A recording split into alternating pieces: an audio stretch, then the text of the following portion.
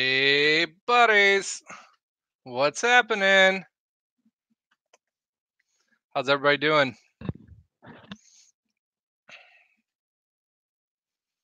Merry Christmas. How's everybody doing today? Can everybody hear me? I'm trying to make the setup work here. I know it's kind of a gaming setup that I've got going on, but hopefully it's working. Yeah, loud and clear. Good to go. Good to go. Heck yeah. So, this weekend, everybody's out rushing around, doing all your Christmas shopping, getting everything else done, right? Right? No? I know I went shopping today and it reminded me how much I hate going to the store. I despise it. It's not so much fun. That's pretty much, yeah, that's all I can say about it. It was not so much fun. We did get to go out and, get some cool dinner, cool lunch, overstuff my belly. H&H Country, Lance, Nathan. Hey, look at all these people. People tuning in. It's like they want free shit or something. Who doesn't want free shit? It's like Christmas time. Everybody say hi to the puppos. Max, Charlotte. Charlotte's the puppy.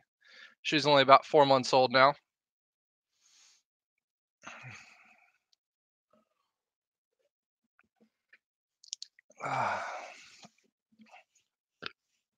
So what's everybody been up to today? You guys all had to work or no work? Hopefully you haven't had to. It's freaking Sunday before Christmas. But I did do some work today. I got some of that done too. Do do do do do.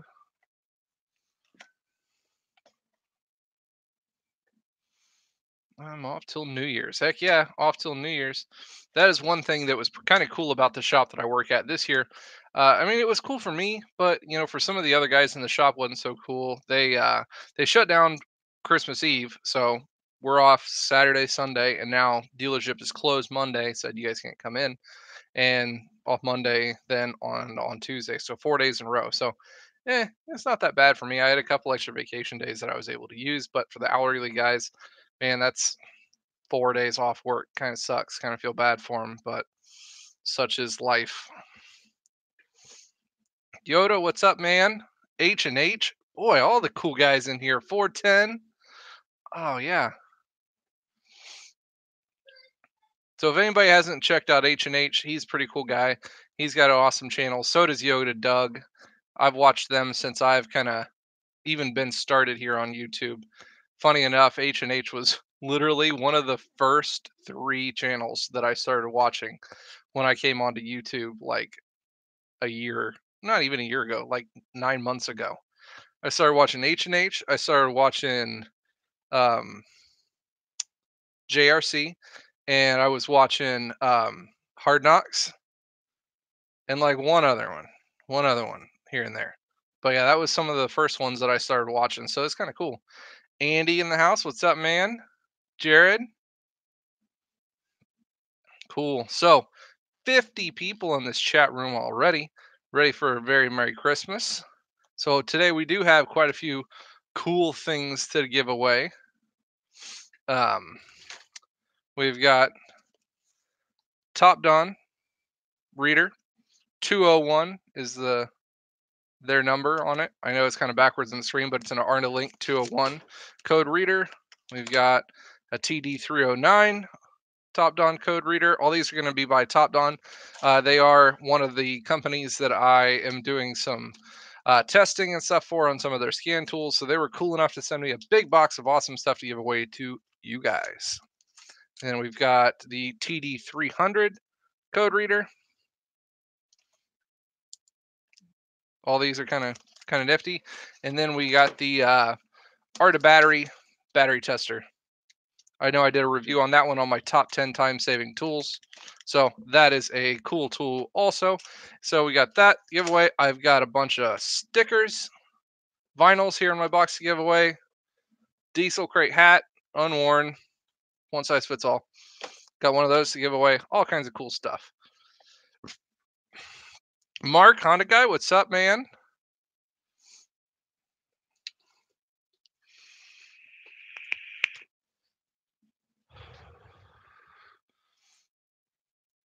Stickers. Everybody loves stickers. I know I've actually, I had them up for sale on my Facebook page. And I put them up for sale for $10, but it's one of those things where I'm not that big of a YouTuber kind of guy yet, so it's not one of those things where you guys are knocking down the doors to get my stickers. I think I've sold 2 of them, so it's one of those things where I'm kind of giving them away on just promo stuff. Some of the car and truck shows that I go to, I've been giving those away, and then some of the other cool stuff as well. There's Ashley walking by. That's my wife. She's running back and forth. Vance, my son, he's about ready for bedtime. Getting him all ready to be tucked in here soon.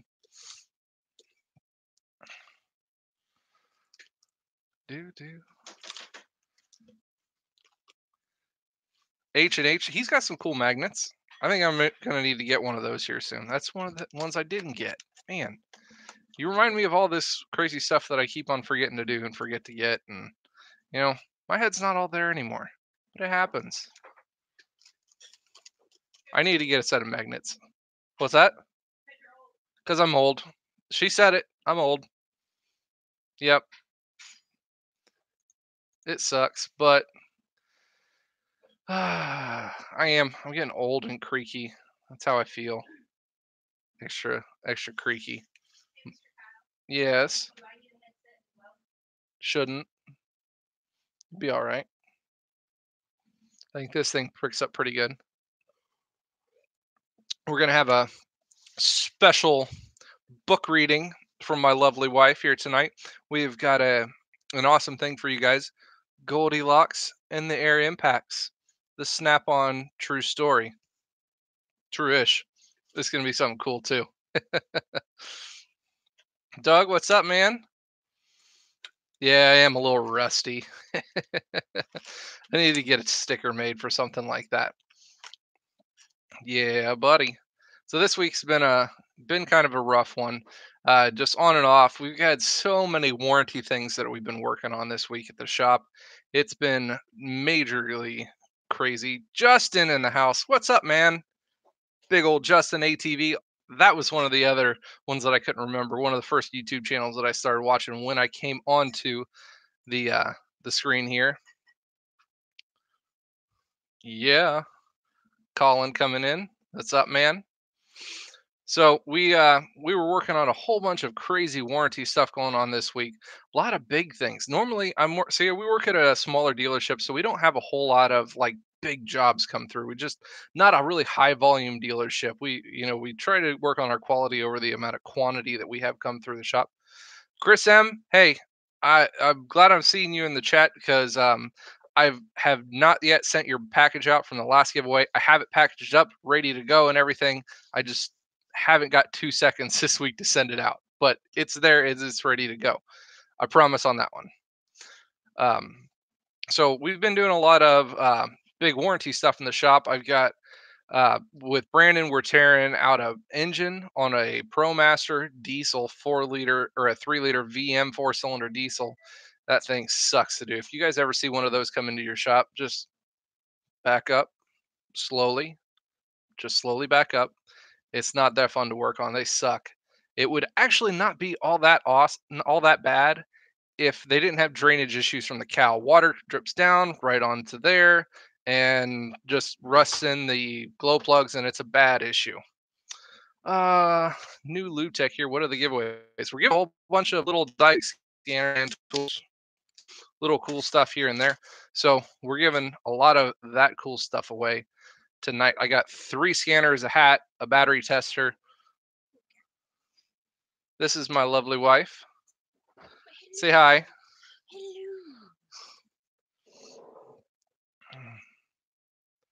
Changing the radiator on his O2 Chevrolet. You hate Chevy? Yeah, Chevy's not that bad. Hey, look at this. There's little man coming in too. Hey, say hi, Vance. Hi. So this is all the YouTube people. You got lots of people watching you. I'm getting it, guys. Can you say Merry Christmas? Merry Christmas. Merry Christmas. Yes, my love. He's got his iPad and picking out his Christmas list because he thinks if I just add a whole bunch of stuff to my Amazon wish list right now, then Did you tell him it'll what you automatically did? go on. No, so Smarty here decides to leave it. Me? You left your thing signed on. No, he knows passwords for everything in this house. So why are you telling him passwords? I don't tell him anything. Anyways, one of his little iPads just so happened to be signed on to our Amazon account. No, it was my phone. He took my phone at like 4 in the morning. One of those things. Signed up, and you can see just about what was going to happen there at that point. He signs on, and he decides to go shopping. He wants to see one of these really awesome race sets. No, it was Anki Overdrive. It's like Yeah, a virtual Bluetooth reality. virtual game. So it's a big racetrack that you guys set up a whole bunch of little race cars on and everything, and you've got a controller that you can play with through your phone, but it'll also connect over Wi-Fi or Bluetooth or something to the internet to where somebody else somewhere else can log into your racetrack and race with you in real time. This racetrack is like $200 and some. I mean, I'm He not bought gonna lie, him. It's kind of badass. It's way badass. Now, it wasn't like $200 cool because we already got him all this cool stuff for Christmas, but he put it he bought the $200 and some racetrack, bought himself a $30 some custom car. Yeah, because the cars that come with it aren't They aren't near cool that. enough. So yeah. So that was a fun one. We had to send that one back. Okay, so who wants to win some stuff? We're gonna give away one of these. Which one do we want to give away, Vance? Pick one. Give away. Pick one.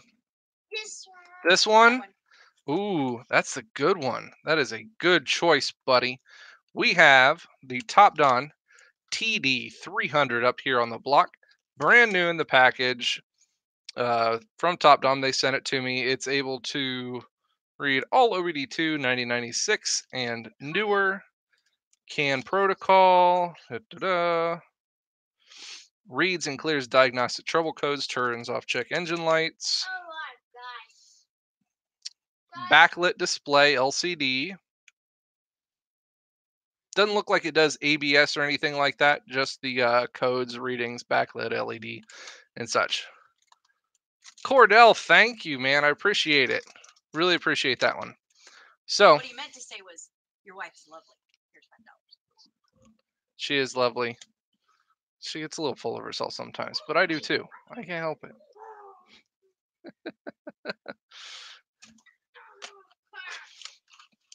Cool, man. So what are we gonna do for the first one? We're gonna draw some numbers. You act like I came prepared to this. You should. You're the boss. Well, See? thank you. but- Suck it up. Numbers. You guys want to do numbers?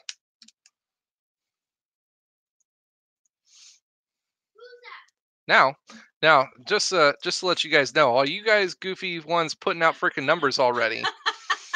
I'm gonna physically type the letters "start now," and anything before I put "start now," I'm not gonna look at. So when I put "start now," then all you goofy little fucks can start putting in numbers and stuff. So Wait, what's the point of putting in numbers? Are you because inviting I'm gonna us? write one down here on this, and whoever guesses it first is gonna win. So you gonna write one down? Yep. Okay. Between She's what and what? we have 64 people here in the chat, so we are gonna guess between 1 and 100. Warren, what's up, man? You have to type start. Yes, you are goofy. All right, so she's gonna write down a number. Let me know when you get it. She's got to put headings on her paper. Don't judge. Yeah. Okay. Don't start guessing yet. Between 1 and 100. 1 and 100. Write one down. Got it. Let me see it. Let's see some numbers now. Put up the thing. What was it again? Not changing them. Are you serious? I shit you not. The second person to guess, Stephen Allen, was the correct guesser. Mommy, 37. Excuse me, Mom. 37. That doesn't work so My well. turn. Your turn? Yes. Go write some numbers down. Stephen Allen, Wait. lucky one, wins the first one. So write that name down, pretty please, would you? Excuse me, Mom. Excuse me. Vance, just hold on a second, buddy, okay? I now want to garden the slugs. I cannot. Stephen Allen for the win. It's Steve Slugs. Steve. Steve Slugs. Oh, you got a slug named Steve. Oh, yeah, that's true. Okay. Okay. Cool. So we got one down in the book. Okay, my turn. Don't take my sock. Come here. Captain Ron's in the house. What's up, Captain Ron? So normally I have my partner in crime here with me, Captain Ron, to give a little bit of... Vance just took the seat. What's up, buddy? A slugs got Uncle Pete. Yeah? And there are 2 slugs of friends. Yeah, you got friends. I'm in C of 4. Mm-hmm. I disregard.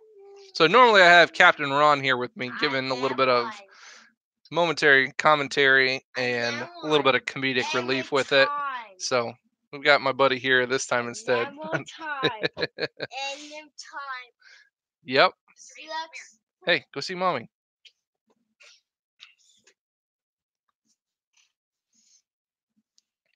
So that is one giveaway in the books. We've got a couple more to go, guys. Don't worry about it. We've still got more to go. Really glad. Want a drink? See the messiness. Coffee V. Coffee V. V. What up, pussycat? Tiny cat. Little pussycat. That's Boo Bear. That's Boo. Sir Franklin Boo Hemsworth. Sir Franklin Boo of Hemingsworth. Yeah, Boo. That is official name. Because he's white like the Boo from Mario. JRC here. Hey, what's up, man? Glad you could stop in. Franklin, because when I get mad, I can go, damn it, Frank. And Sir, because he's just regal as fuck. Yeah, he is pretty regal. And Hemingsworth, because he purrs like a Hemming. Excuse me, Mom. Yes, Mr. Beats. You No. I love how polite you are, though. Mm-hmm. Oh, okay. Have a sit and talk, huh? Family, here, don't spill mommy's coffee. Yep. So, thanks a bunch, Jim. Vance, you're killing me here, bud. Come here. He got me all wanting to work and finish my other videos. We were live on Jim's channel last night, and he was telling me how much I needed to put out more and more videos. So I even worked today and did some extra Rust Belt video that'll be coming out probably tomorrow or so. Yep. Let's see here. You can go in timeout for being live, whatever. What? My turn. Bunch of goofy dude. And no one's Timeout.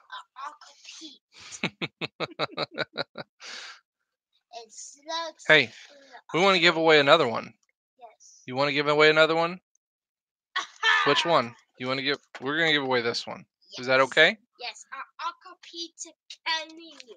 Yeah. Uncle to Peter Hey, Vance, what color is this? Because What color? It's a blue. It's not the turquoise? colors is I really want the turquoise on top. Uh-huh. It sucks. And Uncle Pete. So this one we will do a trivia question. You just got to be here. And hitting the thumbs up would be an awesome thing, and subscribing would be an awesome thing too, because I really appreciate all my viewers.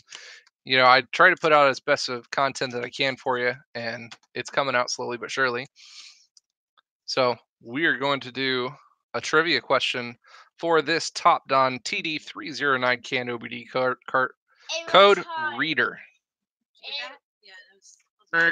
Turks or merch. Don't mess with me. This one's been open once on the back, but doesn't look like it's been really messed with. Backlit 2-line LCD display. 1996 and newer OD2.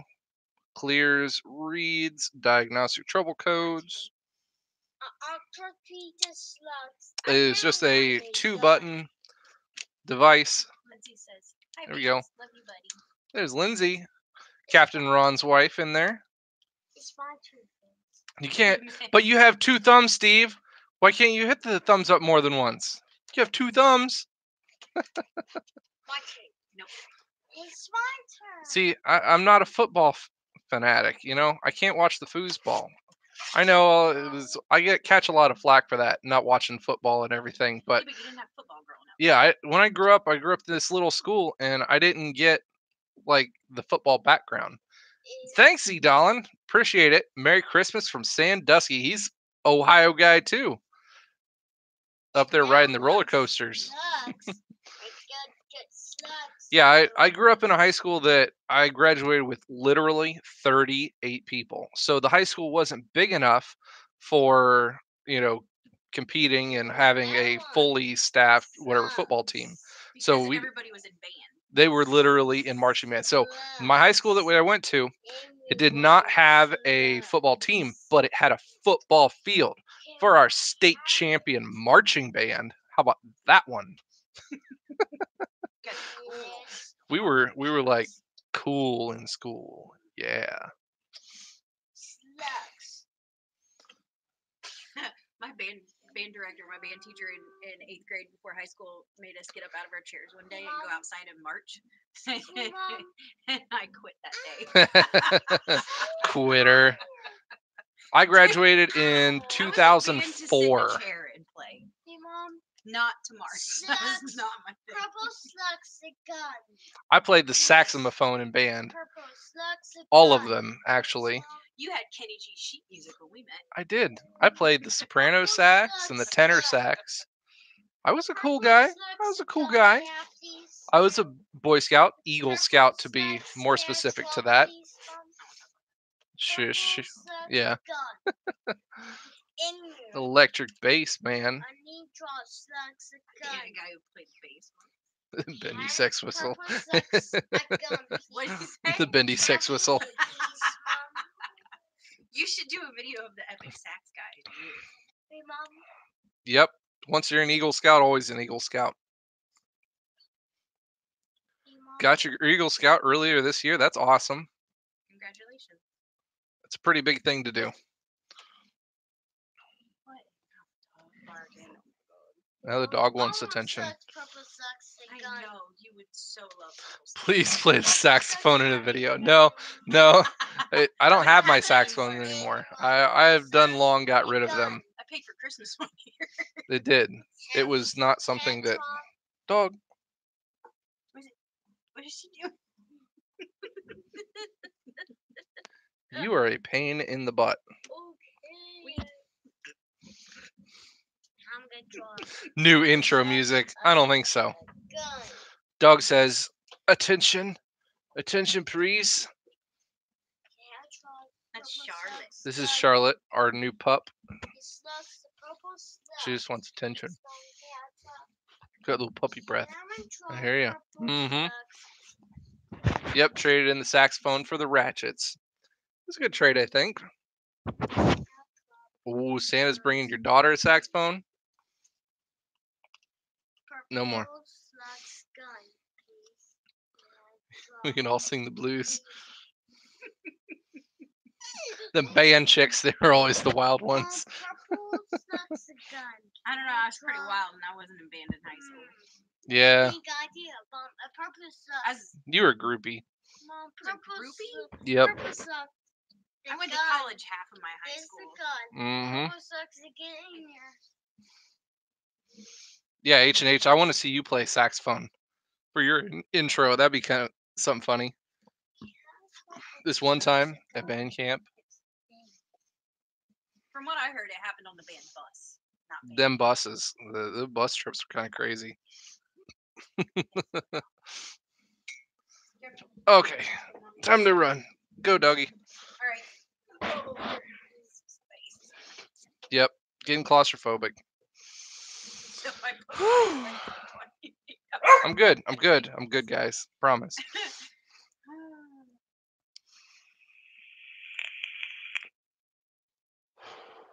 H&H, I could see you playing the harmonica. If you don't play the harmonica, I think that's what you need to get into. Because I think that would fit like your intro, down south, good old boy. I think that would be freaking perfect. So I expect here soon, man, you need to get yourself a harmonica and be going some crazy harmonica skills on us. That would be I want to badass. see it. He likes the harp. No, I do not see the harp going for that one. Purple sucks. Done. It's a good job. Mighty Menthol is the juice that I am vaping. Nothing fancy or sweet and everything like that. The long neck 3/8 14.4 ratchet. I do not have the long neck one. I got the short one and I am kind of unimpressed by it. I kind of wish I would have got the long one. I tried it a couple of times here and there on somebody else's. It seems like it would do a whole lot better for what I use it for. I use it primarily for doing a lot of the water pump recalls on Cummins diesels. So they work pretty well for that. I wish they had some more power. I like the 1/4 inch one a whole lot better than the 3/8, but another time, another story. All right, back to it. We're going to do this giveaway right here. There's 73 people in here. We're going to do a little bit of You said trivia. trivia. Okay.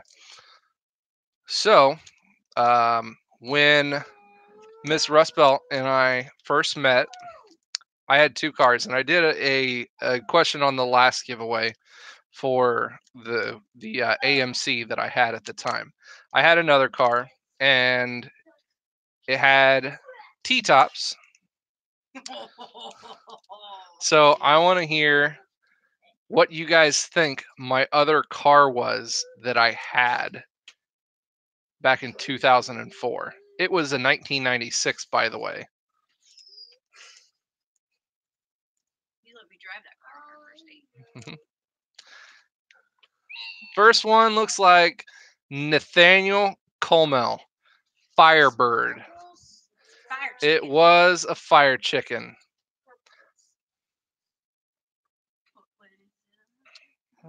This name right here, Nathan Colmel.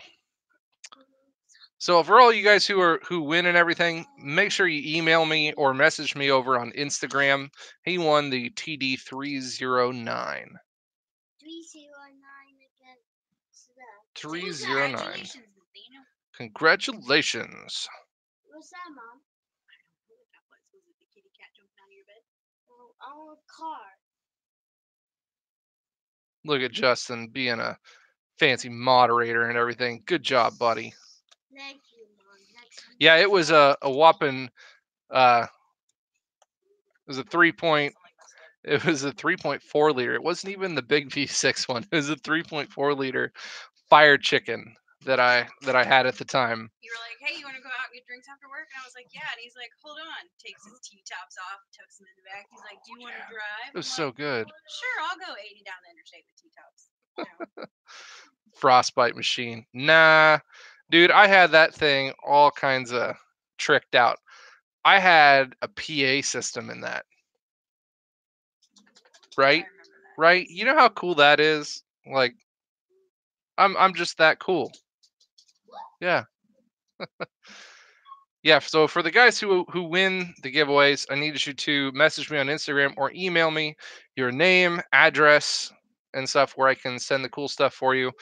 Along with all of the scanners and stuff that I'm going to be giving out, I will be also sending you guys some vinyls for that as well. So Steve won the first one and Nathan won the second one. I have 2 different kinds of vinyls. I have one with the Rust Belt Mechanic logo, and I have one with the Rollin' Coal and Rippin' Rubber. They are both in white there for you. So you guys, yeah, Steven, I just kind of got one. But let me know also which vinyls that you would like for me to send with you as well. And I'll be including those in your gift as well. Throw those in there. Mm-hmm. Poor Max is like 14 years old. He's an old boy. New video release PA system for the Duramax. I don't think I'm gonna do a PA, but I think I'm gonna do a nice sound system, and I'm gonna do one that's probably I'm gonna build in an outdoor one into my toolbox for some of the truck meets and stuff that I go to also. Thanks, An H outdoor and H. stereo system in the truck box. Yeah, build into the toolbox. Does that not sound awesome? You have so much shit in there right now. How are you gonna fit that in there? I need to get rid of all the shit in there. Like it needs to not be in there. Yeah, but when we pack for vacation, where are you gonna pack the entire garage at in case we break down on the side of the road on our 14-hour drive to the beach? There's room in there. There'll be room. Mm-hmm.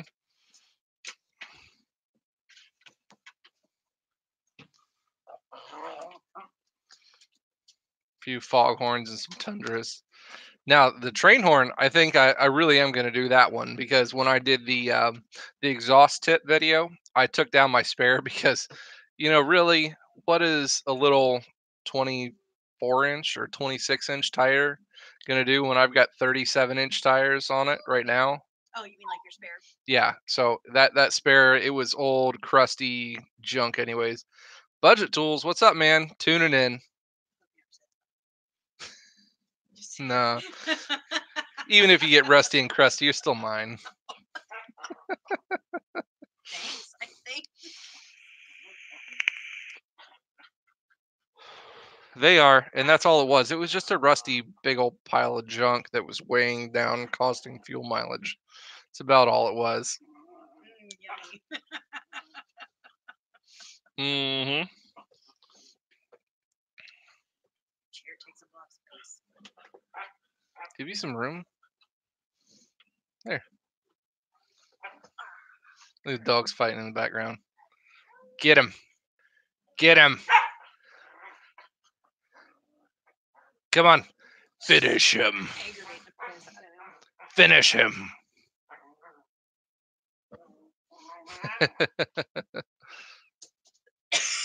What's the best 2008 truck in your opinion? 2018? Yeah, 18. Sorry, what's the one? Well, the 18s, they didn't really change much.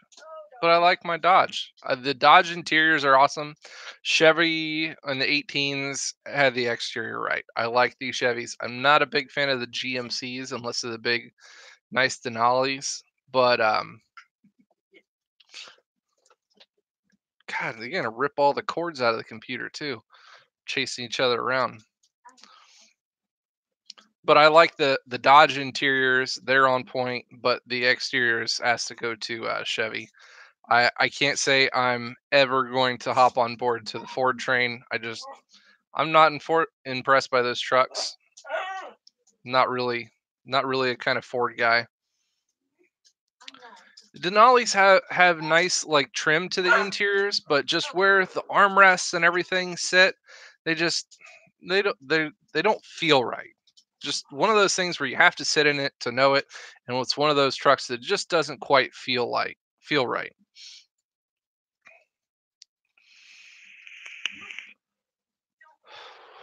Uh-oh. Justin, your Chevy has bigger problems. Is it going to be an intake or is it going to be a head gasket? Every time. Happy birthday, Johnny. Hmm. And Yeah. now I got sucks. Hey, go help mommy. But bam. Ooh, that sucks. Like I've been doing a bunch of stuff with the 19 Rams. We've been doing the 2-inch lift kits like I've been doing on the channel. I actually, funny enough, through YouTube, I had a guy contact me. Lives up in Lima, so it's like 45 minutes north of here. Said, "Hey, a buddy of mine saw you got your videos on YouTube.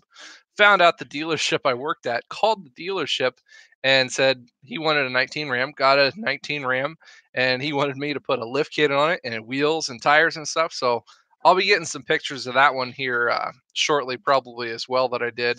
He put some pretty sweet fuel wheels on it, 35s. It's a pretty nice looking truck. Oh yeah, we've gotten quite a few with the center console screen. We actually just got one of the new Rebels with the large 12-inch screen. That's pretty cool. H&H, all right. Thanks for tuning in, man. I appreciate it. Merry freaking Christmas. Have a good one, man.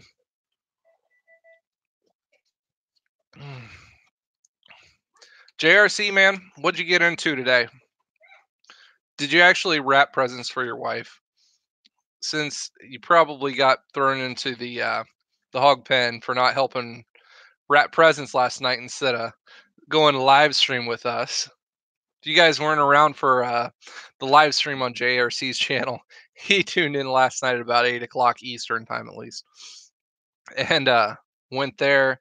And he said, "Oh, guys, we're gonna do some giveaway stuff. I can only be on here for about an hour or so, so I can't be on here too long. I got stuff to do." 2.5 hours later, everybody's still kicking and screaming and chatting and everything in the chat room. It was a really cool live stream. Like to see that kind of stuff go on. The tool community here, we've got a pretty cool community going on. A lot of newer guys coming up through, starting here on the YouTube channels. I really like some of their stuff that their guys are doing as well. I always like promoting some of the newer channels that you guys are starting with. Justin, you're working hard, man. You are. It's all right. You can't be there for everything, but you're there promoting and supporting everybody as well, just as much. If you guys haven't checked out Justin ATV's channel, make sure you go and give him a follow also. He's a really cool guy. He does a bunch of really cool tool hauls. He finds some of the weirdest stuff around from like different auctions and whatever places he buys from. Some cool stuff though. Oh, I feel you, Chris. I've been putting the hours in.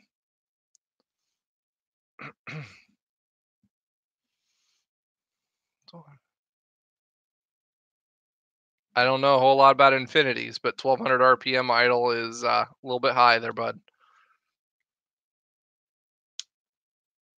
I do not watch Scotty Kilmer. See, all these guys coming over to you now, Justin. Now you're gonna have to put out another video here soon. We gotta see some of that new Snap-on gear coming through. If you guys don't know, he just went over and started his career into being a Snap-on truck salesman, driver, whatever you want to call it. How you been liking that, man?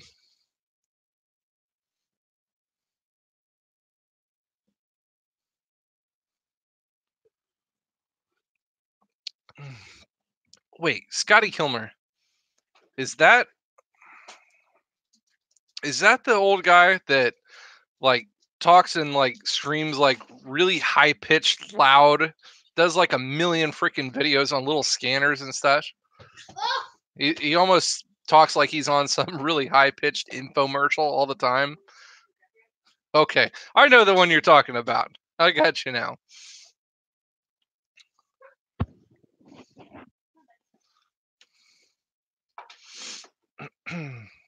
Hey, good night. You going to bed? Yep. Love you, buddy. Where are they at? Are they in the bedroom still? Drinks like crazy. You got to be doing something like crazy to get as wired as that guy gets, because boy, that guy, he is enthusiastic and wired about everything he talks about. It's one of those things where watching him is just an experience that you have to do every once in a while, but it's not something that I could watch all the time. It's kind of crazy. His voice kind of scratches at the back of my ears, but you know, that's how he does things. It's what gets the subscribers in. I know he's got a whole bunch of subscribers too, but he's also put out freaking hundreds of videos also. Chris Fix, that's a pretty good one too. He's been doing this YouTube stuff for a really long time.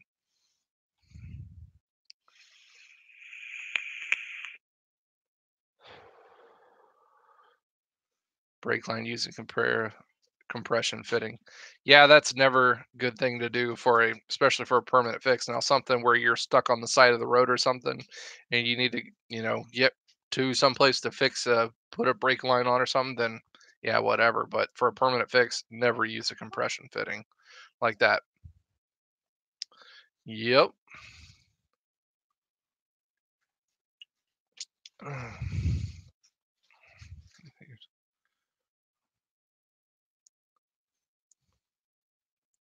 Support your local tool truck guys. So, how much extra exercise are you getting on this route now, Justin? After not really being used to it, because I know when our secondary guy that runs our tool truck, he was hi from Indonesia. Hey Matt, thanks for tuning in. That's kind of cool. AVE, that's a good channel to watch too. I've watched some of that stuff as well.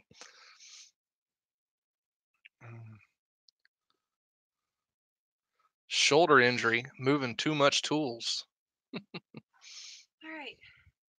Dogs are satisfied. Vance is in bed. As they like start fighting again. Thank you. Um, She's awesome. Can't say that. SMA, yeah, South Main. He's a really cool guy.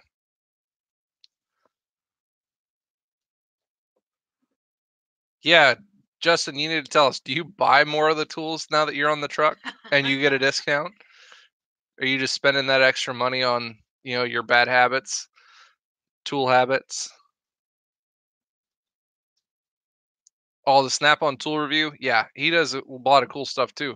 He hasn't been putting out very much lately, though. That's one of those things where he's just kind of That's not gotten, one tool review, yeah. dude. Isn't he up in Canada? Yep, he's a Canadian. Canadier. Yeah, Joel's a really cool guy. I've talked to him once. He does a lot of really cool stuff. I know lately he's been just been big and lots of life stuff going on and all. So uh he hasn't been a whole lot of YouTube, and it's hard to not to spend my paycheck on the truck. Yeah, definitely. Would you say Joel drinks maple syrup? He chugs it.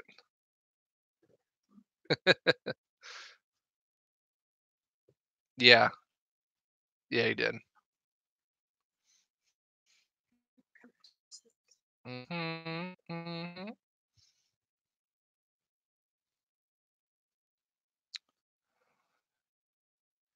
Yeah, and that's one of those things I don't blame him either.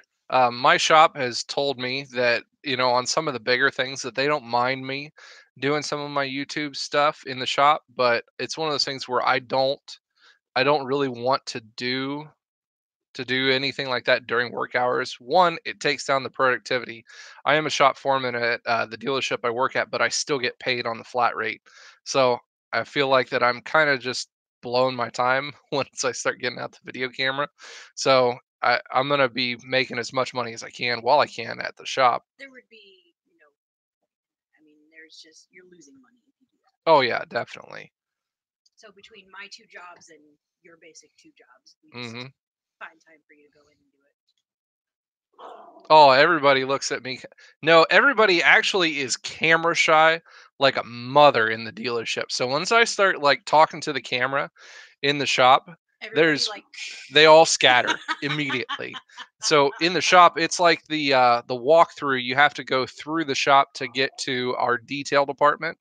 So a lot of salesmen are going back and forth between up front and back to the detail department. So when I get the camera out and I start talking, they see me with the camera and they immediately like hide behind the door, looking in through the little glass and everything. do they walk outside and around the other side of the They building do to get there? specifically just for that reason.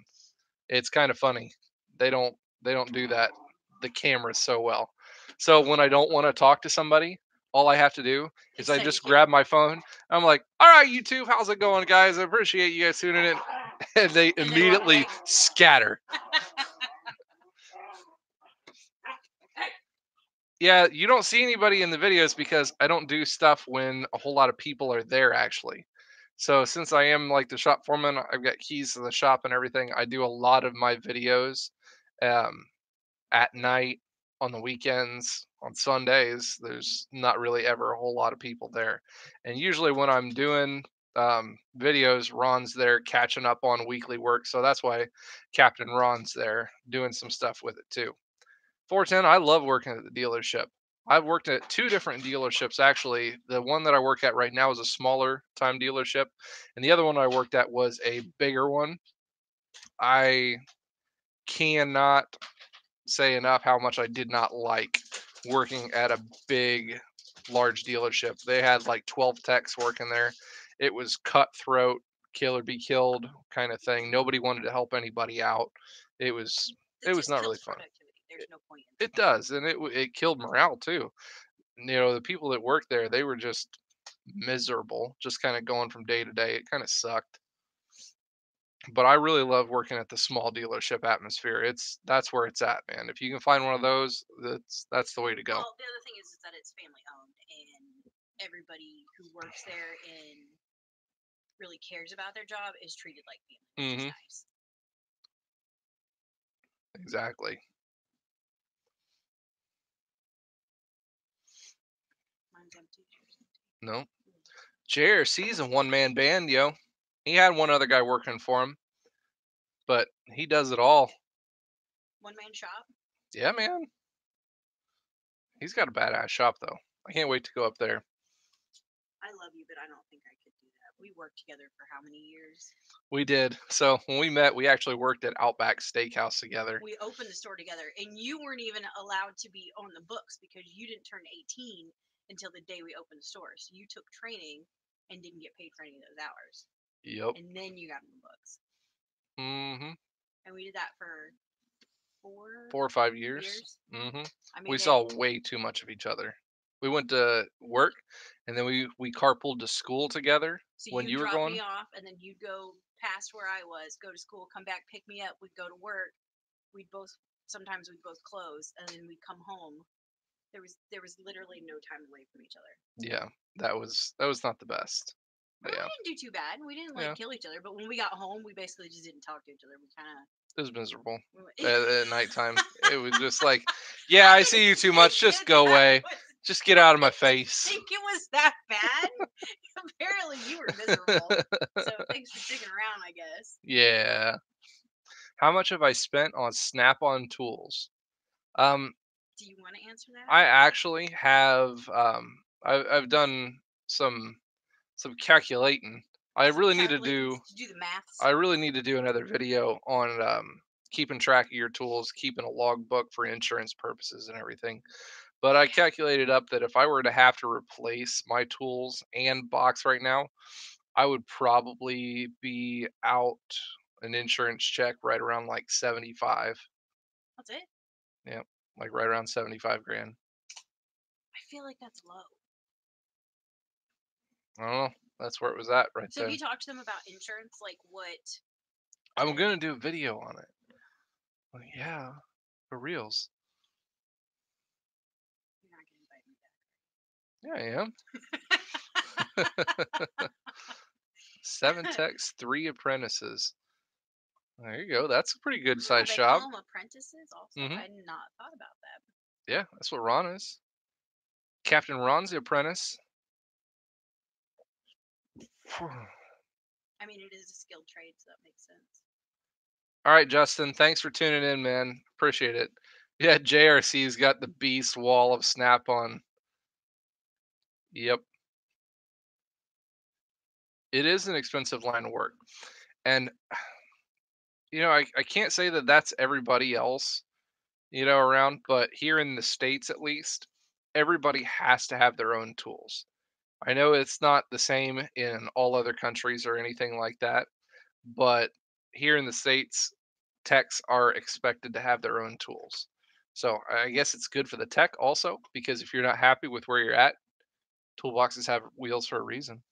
You can roll on out and find you a better job, but they're just everybody's got their own tools. For the shop are not usually supplied unless they're large things that are shared between technicians, oil drains, that kind of stuff, tire machines. Yep.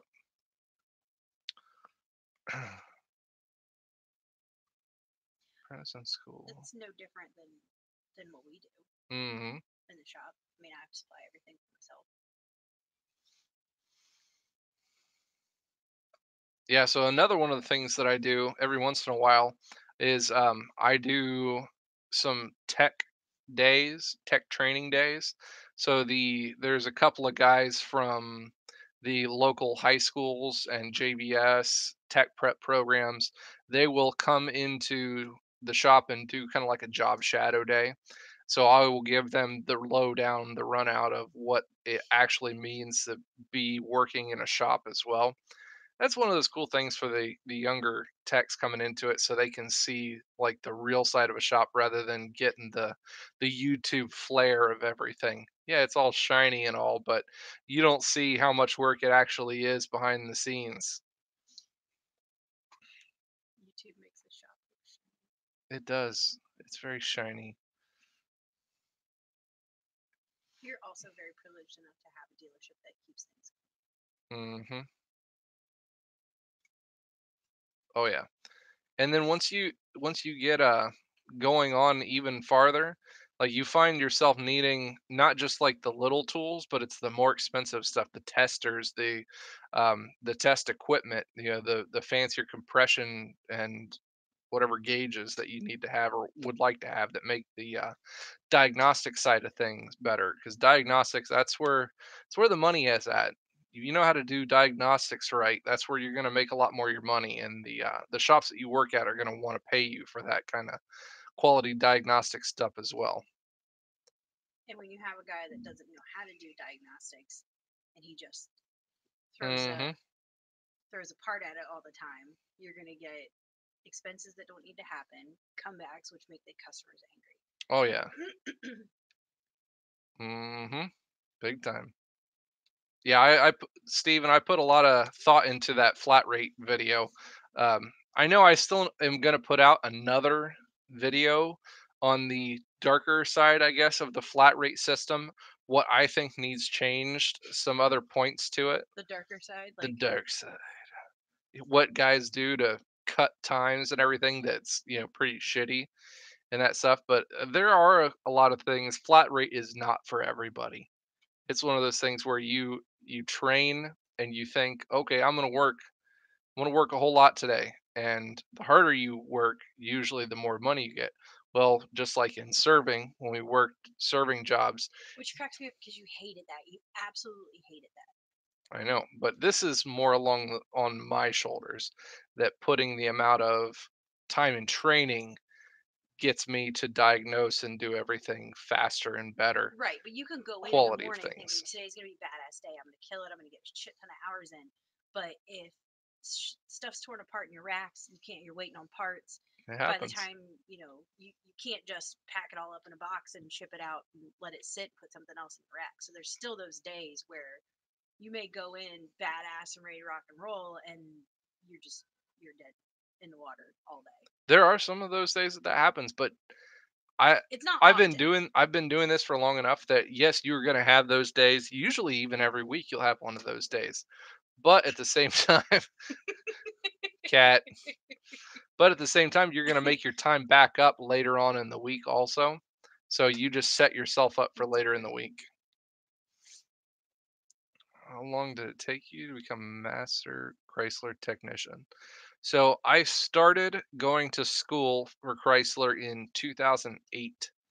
Went through training with the Chrysler CAP program. Went through that for 2 years. Graduated in 2010. Once you um, go through the CAP program, you graduate level two certified in every single area. So within the next like 6 months, I became level three certified in just about everything. Chrysler goes up to level three certification on each of their things. They just have different steps of your training levels and everything from brake, suspension, electrical, auto trans, manual trans, drive line, different areas. So they go through that. So within a year after graduating, I was level three certified and everything. 2 years after graduating, I had all of my certifications, all of my ASE certifications as well, and was flat rate. Um, then at that point, I thought that I was doing really good. I was making lots of hours. I was killing stuff, and the shop that I worked at didn't want to pay me all that because they thought I was still kind of a fresh tech. At that time, me and the service manager at the time didn't really get along so well. Right. So that one didn't go so great. So I actually jumped ship, put in my 2 weeks notice, and That's when you went to that bigger dealership. yep, that's when I went to the bigger dealership. So that was the funny story of that one. I put my 2 weeks notice in. I had a Chrysler 300, heads off, torn apart, out in a million pieces. And the second I got that motor put back together, my boss said, "Peace out, you're done." I'm like, "Dude, I got another week left here. I didn't make plans to move my box or anything like that for another week." He's like, "That's all right. We don't need you. You can find other plans and move your box on out." So I had to rush and find a freaking tow truck to tow my tools to this other I shop. remember that. You were so I was beyond livid. So I went to the larger shop. They paid me a lot more money to come there, and I was a heavy line tech, and I worked there for 7 months. It sucked. It was a drive to get there. I was not It's only 4 minutes past my work, and you still bitched about driving there. I 39-minute drive that drive. every day. It was a 39-minute drive to work, and I couldn't do it. You were just spoiled because your dealership now is only like 4 minutes from our house. Yeah. So I worked there 7 months, and then eventually the owner of the dealership that I worked at now, they begged me to come back, and on He called terms, you and I said, I said yes, I would do it. So there was circumstances in which though I said I would do it. I said I needed a raise, so I got more money, and I ended up getting all my vacation time, and I needed a in-person sorry from that manager. So when I came back, it was probably one of the best days of my life. The owner of the dealership's in there, or the GM, and then the service manager at the time walk into the room, and he has to give me this heartfelt apology you know, on he getting was rid of just me and the shitty the whole time. circumstances in which that he did it. So that was probably one of the craziest things, that him sitting in the room, "I'm sorry for what I did. It wasn't right. I made a mistake, and hopefully we can move on past this." That's That's funny. about what it sounded like. They asked, "What does your Uh, wife do?" so I work for a national nonprofit. I'm a director, and that's my day job per se. I'm one of those people that if I don't have plans, it's never good. So I'm constantly busy. So I work two jobs. So I have one day off a week, which is Sunday, and that's family day, which is why I usually spend time with Vance. And sometimes you get your videos done on Sunday, but I'm also a tattoo artist. Tattooing. Tattooer. Yep, she's a tattooist. Yeah, it does. What do you think? Is it a I tattooer? needed and so my best friend from guy that I knew from high school, we reconnected a couple of years back, and he's like 8 or 9 years in to being a tattoo artist, and he needed some help in his shop, and I'm the person that everybody calls when shit's just a hot mess and needs to organize. You need processes in place. I'm a project manager. That's what I do. So I came in, watched his shop for like a week and a half, 2 weeks, and I came back with a whole proposal. I also did research to talk about his clientele and how to advertise and all that stuff. And he's like, "Yeah, I have to have you." So he kind of was like, "You're officially unofficial on my books as a shop manager." And then he needed tattoo apprentices, and I was like, "Well, what is this about?" So my day job as a nonprofit in the nonprofit sector is there are certain months of the year that I get so busy that I can work 80 hours a week and it's nothing, and I just keep working. I'm salary, so I go until the job's done, but my hours are more flexible in the summer and like in the winter. um, and I was forcing myself to do other things to not work. So I would paint, I'm just a crafty person by nature. And so he's like, "Why don't you come apprentice for me?" So I did that for about a year, and I got my certificate in less On than your a year. birthday this Yeah. year. Yep. So yeah, now she tattoos almost, what a tattoo artist would consider full time, part time, I but mean, yeah. I'm scheduled in the shop 2 days a week, and I schedule everything else around. But my day job's flexible enough that if I need to, I can schedule an appointment at the shop at like 9 once I drop little man off at school, go and tattoo, clean up, and then head to the Yeah. other work. Yeah, the tattoos are definitely addicting. One of those kind of things. Once you get one, you're gonna have to need a whole lot more of them. See, Warren, that's exactly what I told her. He said she needs a Snap-on box for tattoo equipment, and I said that, but her freaking boss said, "I don't want the toolbox is sitting in there." I could see No, that. it's Well, it's not. crappy ass toolboxes, but you should be able to have what you want. So And you want a Snap-on box. so I helped open and get the shop that we're in now health board certified. So we moved in January of this year, and we took an entire month. We remodeled the building. I mean, I helped like floor it, everything, and we already had certain equipment that we were bringing over, and it just didn't make sense. Damn it! If I'm in charge of making the shop look good, I don't want one station with a fucking toolbox and everybody else has a really nice like wall-mounted station. Whatever. Yes. Yes, no ghost. This is live. Okay. Hey, we're gonna do another giveaway. Another giveaway real quick. JRC, come see me. Yes, definitely. Next one, hey, we're gonna give away right here, real quick, like Topdon battery tester. I'll write down a number, and when I hit start on the keyboard, you guys put numbers down. But I'm not gonna look at numbers until you guys put them down. Okay? Topdon Arta battery tester. Okay? I'm not gonna look at numbers until I type in start. So you little shits who are putting numbers in already, they don't count. They don't count. So I'm gonna put a number down, and we're gonna pick for that one. Ready? Come on. Wait for it. Wait for it. And go. Are you freaking kidding me? Are you freaking kidding me? Yep. Look, they're all like, ah! There's a million numbers coming through. What is it? 54. 54. After the start button. It was like right there, yeah. Because JRC has to go with his 54. JRC, my man, I'm glad you're in here. He's like, 54, 54, 54, 54, 54. 54.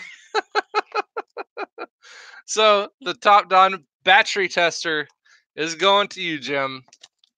You get you one of these battery testers. I gotta write that down. Write it down. Here, right on this one.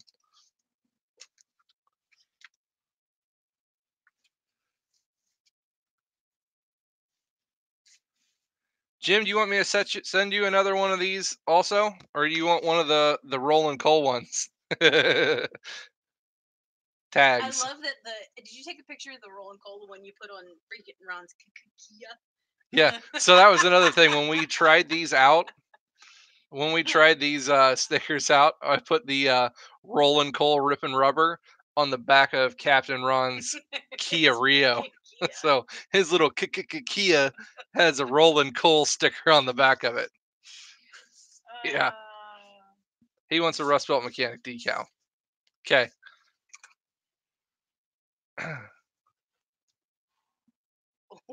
I've got one other thing to give away. I've got a little bit better, an Artalink 201 scan tool scanner still to do.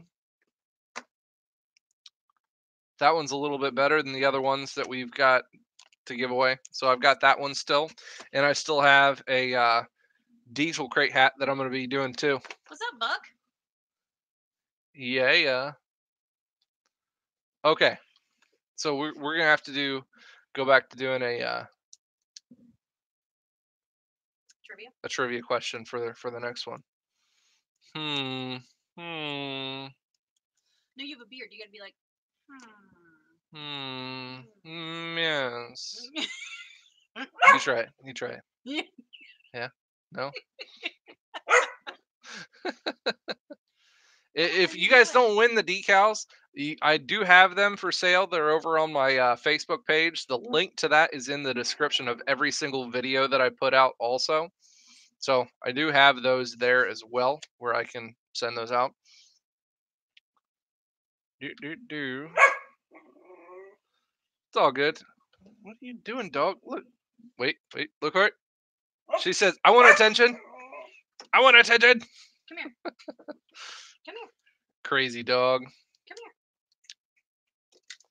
here. Okay, we'll leave the scanner for next. So this one, we're gonna be giving away Puppy power. the Diesel Crate hat, and screw it. For this one, I'm gonna throw in 2 decals for that one, for the Diesel Crate hat, and a pair of decals. That's what this giveaway is going to be for right now. So if you guys don't want in it, don't answer. One of those kind of things. Trivia. Trivia. I mean, you announced how long ago you were doing this. Probably should have the ship. Yeah, it happens.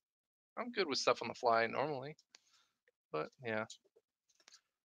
I'm the planner. I'm the one that keeps all 7 of us in this house going. Let's see. Do I do channel or automotive trivia? Do channel, because you've got a lot of regulars in here. Channel trivia. Okay. Channel trivia. Okay. He's like, I'm really good on the fly. 10 minutes later, I've got a question. 3 hours later, the answer is Donald Trump. The answer is the Lego Movie. Okay. It's a really freaking good movie. We watched it like 6 times on the way to vacation a couple years ago. Okay, if everybody's listening, what brand is the lift kit on my Duramax? The brand of lift kit on my Duramax. Everything is awesome. Where's it at? It's BDS. The first one to come through is Corey Suttles in the BDS. I got that. Corey Suttles wins the Diesel Crate hat and a pair of stickers.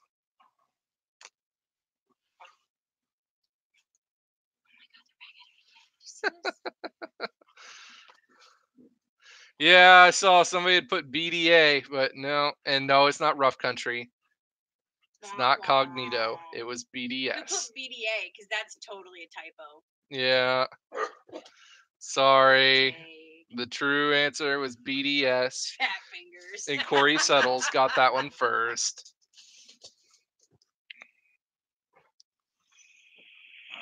Corey, you have been in here like every single one of the live streams that I do, and he hasn't won like anything ever.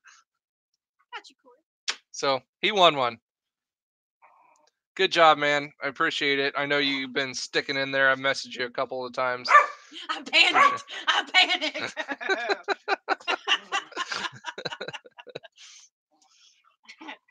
And his fat fingers. I got and a fat small fingers phone. and a small phone. I got big head and little arms. Another good movie. You guys always tease me about that. I know, more kids movies. I know. Yeah, but we're the parents that like when the kids go to bed, we keep watching the kid movie. We do. Like we send the kids to bed at 8:30, and you're like, "Ah, no, it's bedtime. Got to go to bed." But we're still sitting there watching the kids movie. It works. Yeah, I don't know if that's cool or not. Hey, you know Yeah. what? Even if watching kids movies isn't cool, we're really cool fucking parents. Just Yeah, we are. Look, yeah. Oh my god. To the death.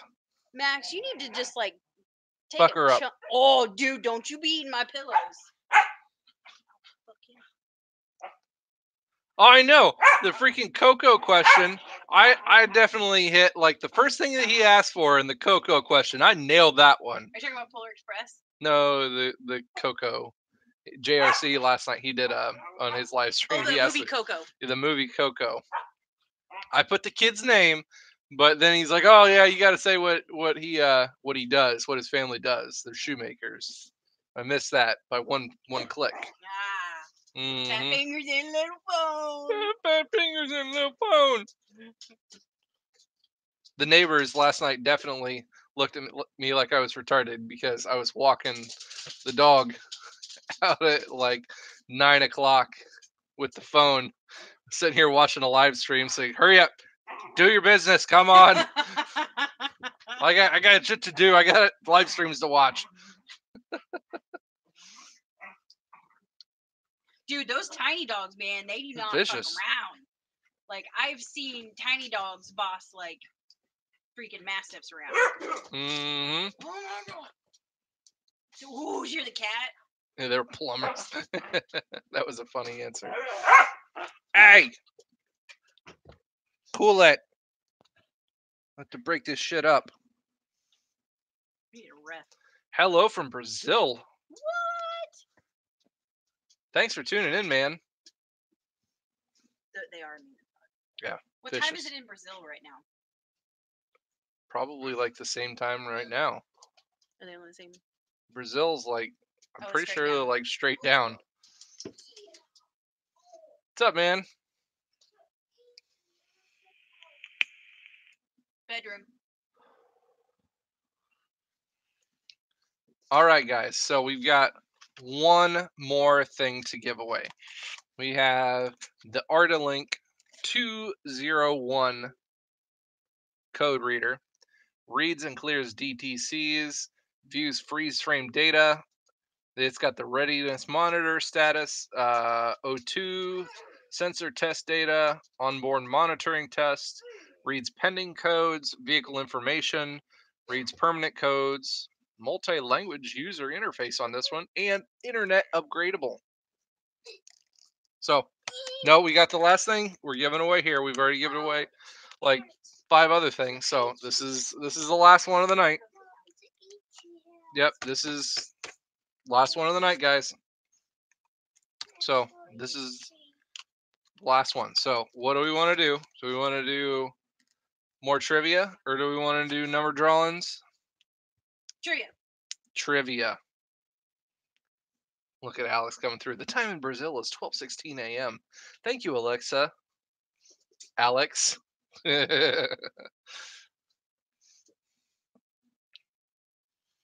do you enter? Pay attention. We're gonna ask a trivia question. Mm-hmm. Now, this is not going to be automotive trivia. Okay. You doing kid movie trivia? We are going to do kid movie trivia. Yes. Which one? Your favorite movie. The Grinch. Mm-hmm.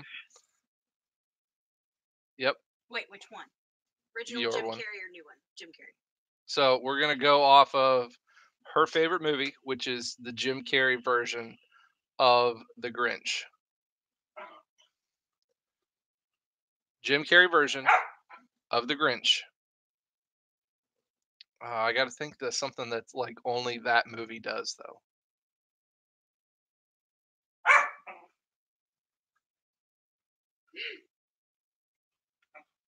Okay, I've got one. I was So- like, if not, I'll get it. You got one? No, go ahead. You sure? Yeah, you're good. Okay. Although I do like the 90s kid movie one too. So just saying. Anyways. Yes, Jim Carrey Grinch. So when he is in his cave doing his pondering and getting ready to go down to Whoville, he throws on a bunch of outfits. What color is the suspended outfit that he puts on to go down to the Whoville village?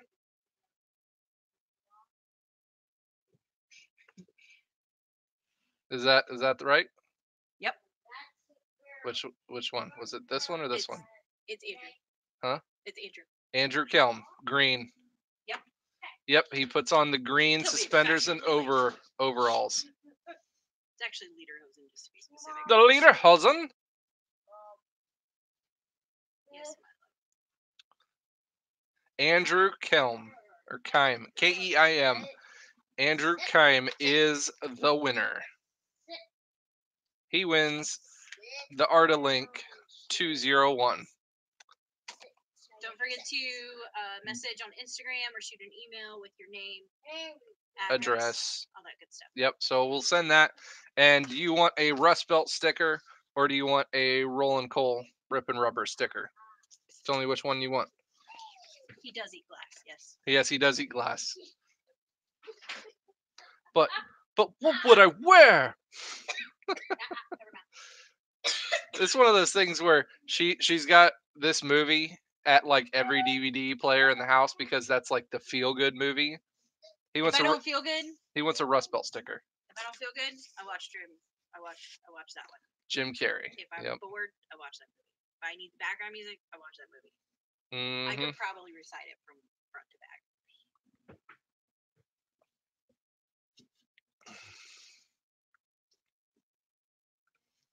Warren's wife's favorite Christmas movie as well. what's Christmas movie. What's Captain Ron's favorite Christmas movie? I don't even think Ron's still in here. Captain Ron, are you still in here? Come on, man. What's your favorite Christmas movie? He has like the biggest hate in this world towards Like putrid hate. towards A Christmas Story. I don't know if What he has she got? was like beaten and maimed with a copy of The Christmas Story when he was a kid, but he hates it with such disdain that he will punch somebody if he sees someone putting So that if movie anybody on. finds that leg lamp like good discount, let us know. Let us 'cause know. I will buy Yes. it. If It's you so have that leg good. lamp or know somebody who has one at a good price, I want it. Just because Beaten with a leg lamp. I think it'll be that funny. Interesting. Christmas movies are my jam. C410, thanks, man. Merry Christmas. Corey says, I have the leg lamp. Love it. Take a selfie of you in a leg lamp and send it to us. I'll print it, frame it, and give it to Capron. That would be awesome. That would be killer. If we could get 12 people to have that lamp, I'll make a fucking calendar. And then we'll put it up in its toolbox. Yeah. Bed Bath and Beyond. All right.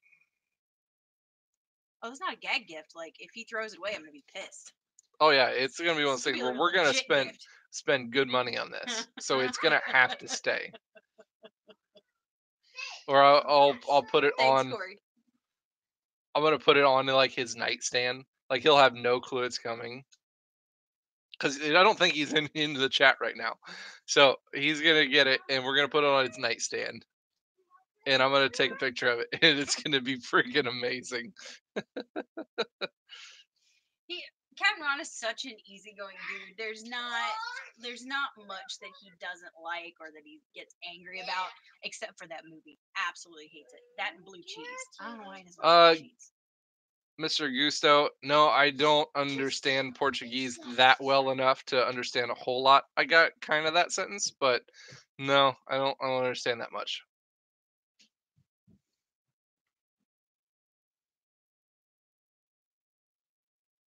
What? She says the suspenders were brown? Dude, they The were totally outfit's green. They're green. My God, if I get this wrong, I'm gonna feel really bad.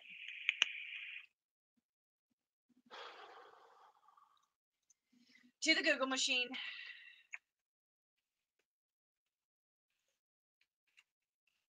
Green all day, says Andrew. Says the dude one.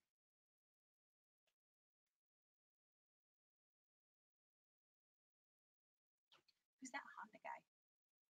Mark. What's up, Cupcake? Cupcake. Ugly brown. They're green and brown.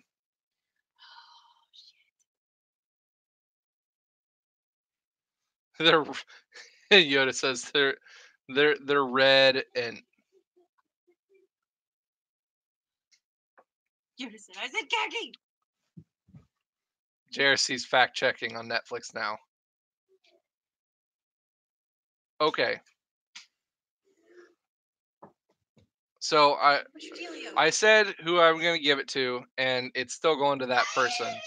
But I'm gonna find something else. I'm gonna scroll back up through, and whoever said brown the first time or khaki, I will give them a prize as well. Well, I'm scrolling back up through.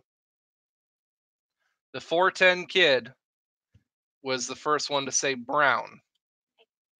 So I'm going to give 410 kid, I'm going to send you something too. So I need you to send me your stuff, and I'm gonna send you something as well because I'm seriously.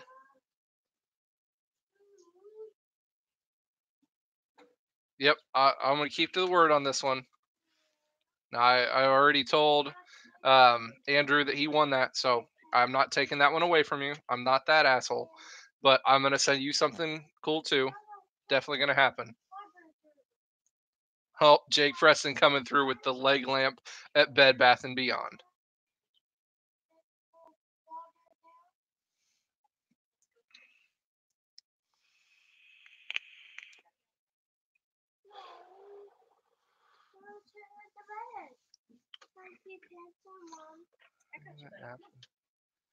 So earlier, Bill MCK asked how I was liking the app for the Snap-on multimeter. The app, I haven't messed with it in the last week. They said an update was coming, but by or at around the first of the year. I don't think it's updated yet. It works pretty well, but I don't like the time on the graphing portion of it. You're not able to zoom in to see anything. You're not able to change the time on it, which is kind of stupid. Like, why wouldn't you have thought of that in the first place? So I hope they change that. I talked with the developers for that, and they said they were going to change it. So we're gonna do that one now. 410, send me your information too, and I'll get you something out too. Be sure of that one. I definitely will. Yeah, I'm gonna mess with that one probably here in the next week or so to see if they did the update on it. I don't think they have yet, but I mean I don't use it a whole lot for that. To be honest, I liked it for the horizontal and the screen and the different options that it came with on the actual meter itself. I'm not going to be using it for a whole lot of graphing. Like I said, in the shop we do have the Zeus. So for doing the testing at pins and doing the graphing and such, I'm going to use that more often rather than that meter.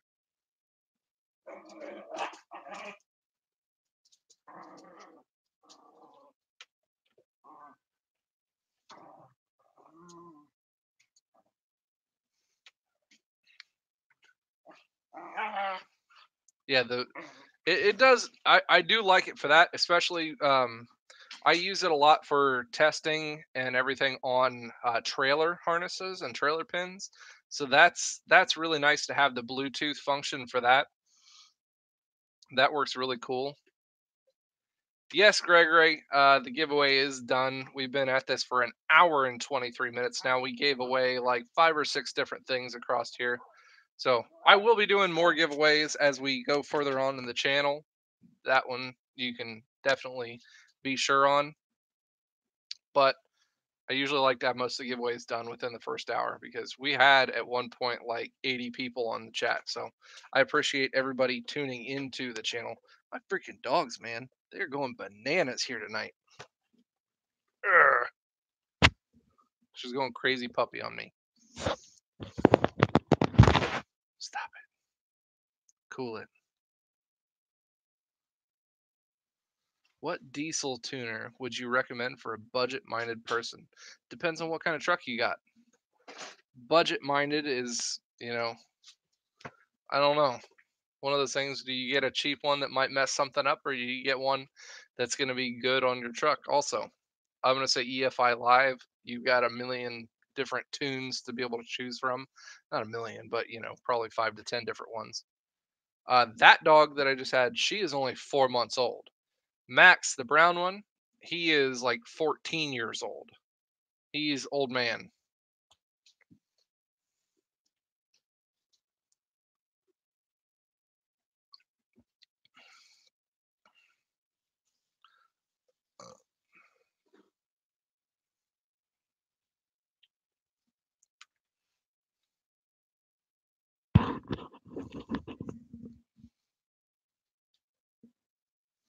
Yep.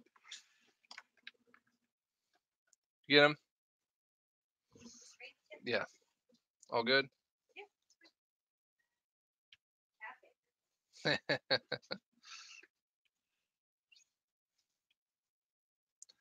Thanks, Andrew. I appreciate it. I did just get your message on that one.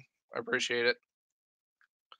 So, coming up in the new year, I am going to be doing quite a bunch of more videos. I'm going to try to get on. I really like this chat that we have going on. The community here is really awesome. So, what do you think about doing a weekly, or do you think you guys want to do bi-weekly Sunday live streams? Let me know what you guys think about that one. My email, I'll put it in the chat here.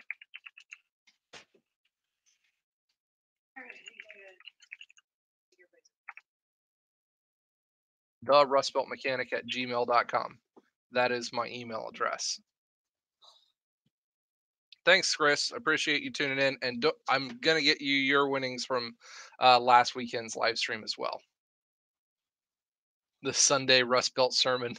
I like that one. That is a good one. So you guys think I should do a weekly one? Is there a Snap-on master set? Yeah, there's quite a few master and starter sets through Snap-on. Sundays are usually really good. I'll make time for doing this kind of stuff. You like weekly? So for the last, I'm going to be on here for probably another half an hour or so. So for the last half hour, I want to talk a little bit about some of the shop stuff that's going on here in our shop lately, and I want to talk about this week about customers and their conduct.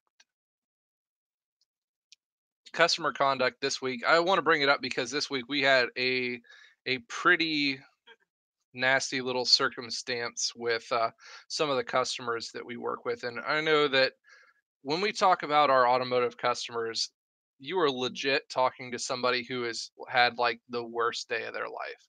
When somebody's car is broken, they're just horrendous and they just pissed off at the world, and I get it to some extent, but some people think that they're better than anybody else in the world. So we had this truck towed in to our shop this last week, and Wait, are we talking about the dude or the lady that came back that you? Which one are we talking about? no, the dude who posted the video. Oh, okay. So we had this guy tow in his towing rig. So his 4500 got pulled in on a rig, diesel broken, and he said when he came in, he was pissed off. He said, I had it at some other Chrysler dealership like 4 weeks ago for this water pump recall. And, my belt fell off and some pulley's broken. Sounds like they messed up the recall. And if anybody knows diesels, Cummins diesels, most of the time on gas engines, the water pump is behind the fan pulley. Now, in a diesel on a Cummins, that is not the case. The water pump on a Cummins is off to the side, and the fan pulley has its own pulley right there. So the bolts that mount the fan to that pulley and the pulley itself sheared off inside the pulley because the bearings in the pulley went bad, vibrated so much and sheared the bolts off. This guy, he couldn't wrap his head around that this wasn't the water pump first off. So it kind of sucked in that aspect. He couldn't understand, and he had the, I guess, audacity to say that I am mechanically inclined. I guess, whatever. When somebody says they're mechanically inclined, they know about half the stuff that they really should, or too much to get themselves in trouble. So once we got this done, well, in the middle of it, we had to weld the pulley closed because we could not get the fan off of the main hub. We didn't want to ruin his fan clutch because, that's another $300 and some fan clutch on a Cummins. They are not cheap fan clutches at all. Hard Knox, he's coming in late, but he's still here. What's up, Noxy buddy? So we had to weld this pulley to the bearing assembly to keep it from spinning so we could get his fan clutch off, so we didn't have to ruin that one. After the job got done, he wanted his parts back, which obviously we're going to give that one to the customer because it is their parts. Unless there's a core on something, they are technically his parts. I am a Ford or Dodge or Chrysler man. I like Dodge, but I like Chevy too. I'm not a Ford guy at all, not at all. But he got his parts back, and he made this Facebook post video saying these guys are a bunch of ripoffs. Put the name of our dealership and our service writer and everything in this freaking Facebook video, trashing the dealership about how much we were crooks because we ruined these parts, and the recall is what messed these up in the first place. That is not the case. He does not understand how his diesel engine works, but I think the hardest thing that I hate to do, that being the shop foreman, I had to do was put a reply to something along these lines that I had. My boss told me that if I was going to put a reply to this Facebook post, that I had to be diplomatic. I was not allowed to be sarcastic, and I couldn't use any kind of belittlement or language. And if anybody knows me, No cursing. that's hard to do. Especially the sarcasm part. I'm not very good at that. I love sarcasm, and I have to put it in any kind of belittlement speech that I were to give to dumb people. I'm very honest about things. I can't hold back how dumb I think that people are in certain circumstances. Yeah, exactly. The negative reviews are always exaggerated. So I made a reply to it, and he's like, "Oh, well, in that case, I'm going to have to sweat off the welding that you guys did to prove how bad that bearing really was or was not." You go at it, buddy. Go have fun. But until that time, I need you to take down the video, whatever this, and because that was just uncalled for. So in that circumstance, I just pissed me off to no end because they couldn't understand how their truck works, and they didn't want to take our word at what was done to the vehicle. They don't understand how some of their vehicles worth, and I try to explain to customers, no, he didn't take it down. It's still on Facebook. Does a shop have a minimum fee? Yeah, well, I guess what you consider minimum fee. We on diagnostics, we charge an hour for diagnostics on anything that we have to look at and verify a concern. So our dealership is actually cheaper than most dealerships across the country. Our dealership is at $95 a flat rate hour, which is, a lot cheaper than a whole lot other places. I wish we could tell the customer take it back to the dealership that you're complaining about, but us being a smaller dealership who takes a lot of pride in our work, we will take most about anything that comes in through the door.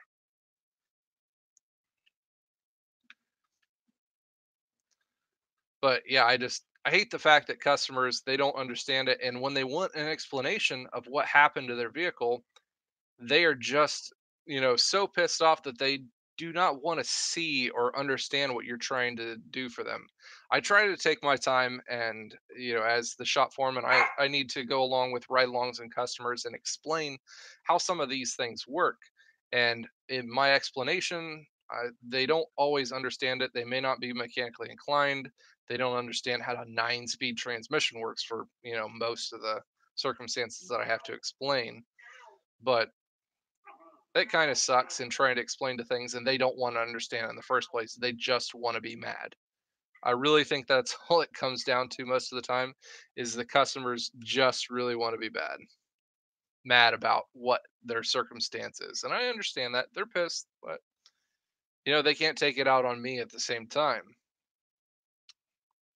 110 an hour and our minimum is half hour. I mean, we can't really say minimum because of oil changes and maintenance rates are always cheaper also. Yes, Alex, these are HyperX headphones. Her headphones. I bought them for her. We built this computer. Yeah, some people you just cannot make happy, and it sucks. It does. I like to at least give everybody an understanding, even if they don't like the answer that I give them. I want to give the people an understanding of what was done to their vehicle and why it was done to their vehicle. So they can't come back and say that, whatever was an unfair charge and unfairly done. I'm not going to put parts and everything on vehicles that it doesn't need. And I know there's a lot of dealerships across the country. You hear horror stories of people just throwing parts at things that, they really don't need in the first place. That's not what I'm about, not what our shop's about. And one of the things we pride ourselves in. So when somebody comes out and makes accusations like that, it kind of hurts, and it hurts the dealership's name. And that's one of the biggest things that we really want to, keep up in our line of work is our reputation for the kind of work that we do. You could sit there and you could work 100 hours, change parts all the time. But if your reputation starts going down that you're just a bunch of parts changers, then, what's the point in it? It sucks. That's the dark side of flat rate. Yes, it is. It is that's- yeah, they can't be happy.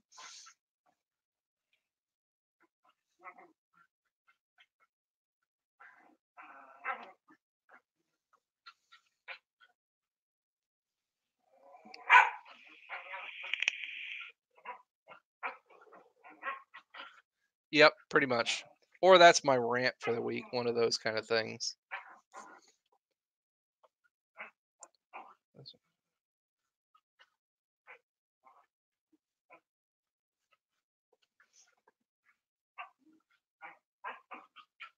Yeah, when the customer always says about their friend or my mechanic said, "Well, if your mechanic came back through and said that you needed something, why is the vehicle here?" Like that's the final question that usually gets them. Why did you bring the vehicle here if you have information from A, B, and C and you are absolutely certain that it cannot be what I am telling you? There's a reason that I'm, a professional in this field. Two duffel bags and a 5-gallon bucket.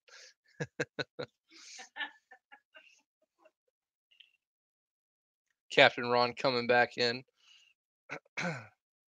Oh yeah, we have to hold cars for reasons. Lots of other times also they don't want to pay the bill. They're not getting their car back.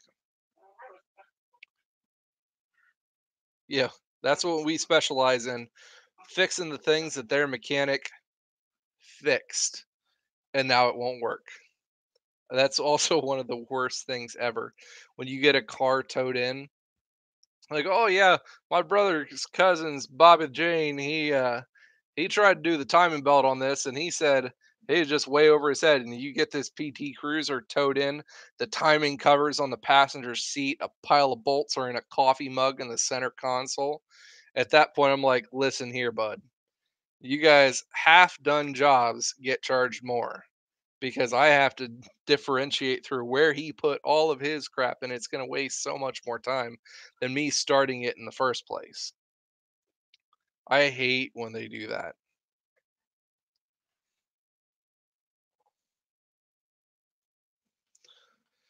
Yeah, that would be my job also, Kyle Lee, as the shop foreman. See, we do have a couple of different policies at the shop that we work at when it comes to comebacks. I don't know what you guys have. The person who did the job really needs to fix their mess up. But if it's one of those things where it wasn't diagnosed right in the first place, they didn't understand what they were working on, and they freaking threw a part at it, which is the worst thing ever. um, I'm the one who has to go back through and figure out why that diagnostic wasn't right. Now, it's not always the mechanic's fault. The diagnostic test, especially when it comes to warranty things, Chrysler puts out diagnostic processes for different codes, and it's not always right.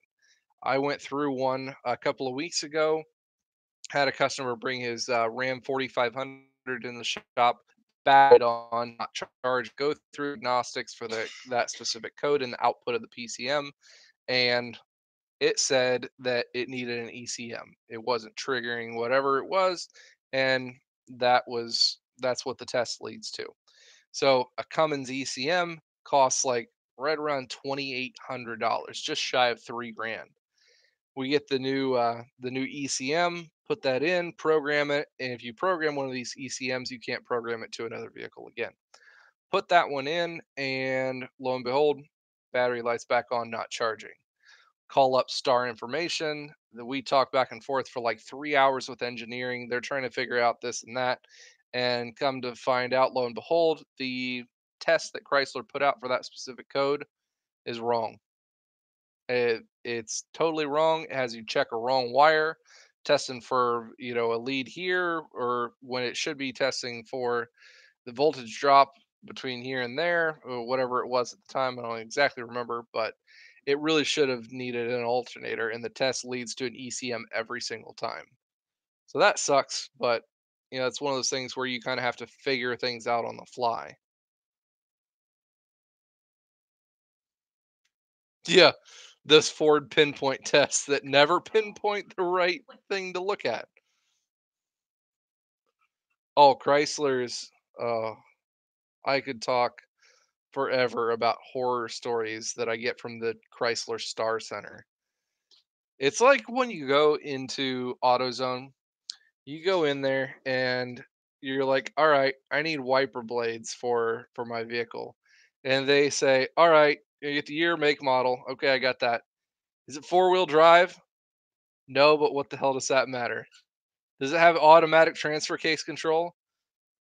Yes, it has, automatic transfer case control. It's horrendous. But or then they ask you, "Well, what's the tire size on it?" Does it freaking matter? I need wiper blades for this. It's like talking to those kind of people. Bill, I've been a Chrysler tech since 2008. I started along this thing.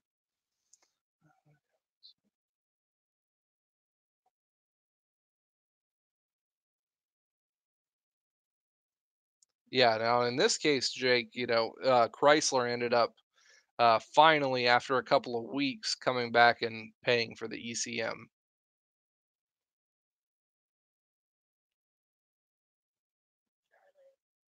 It has a flux capacitor.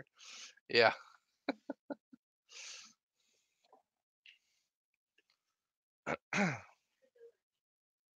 Them flux capacitors, they're quite expensive.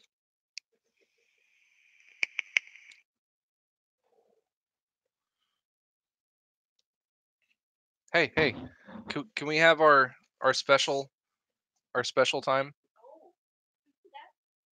So, as I said in the beginning of the live stream, we have a special thing here for you guys tonight. I got a copy that usually only the Snap-on tool reps got last year at their tool conference. The Goldilocks story. Goldilocks and the air impacts. Read by my lovely assistant here. She's going to read us a story.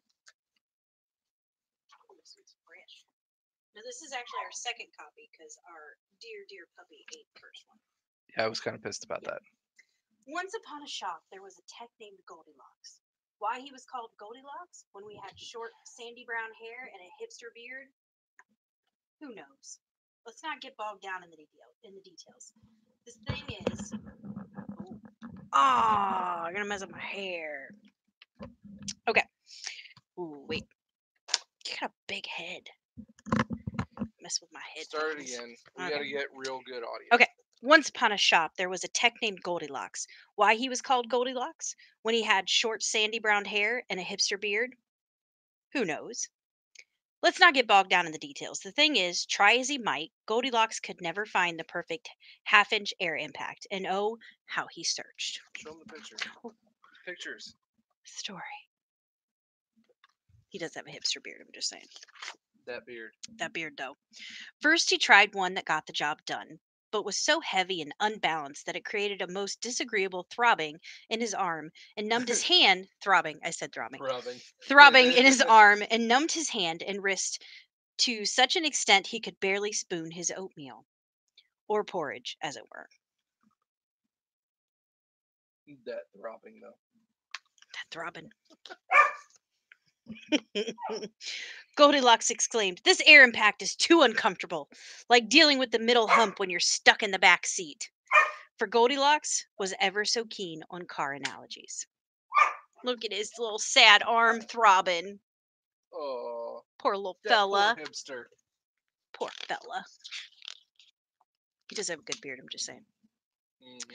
Then he tried one that felt all right, but was so powerful it mangled fasteners and so unwieldy it couldn't reach the tight bits. There's a lot of just great things in here. Throbbing and tight bits. It must be an Ingersoll Rand 231.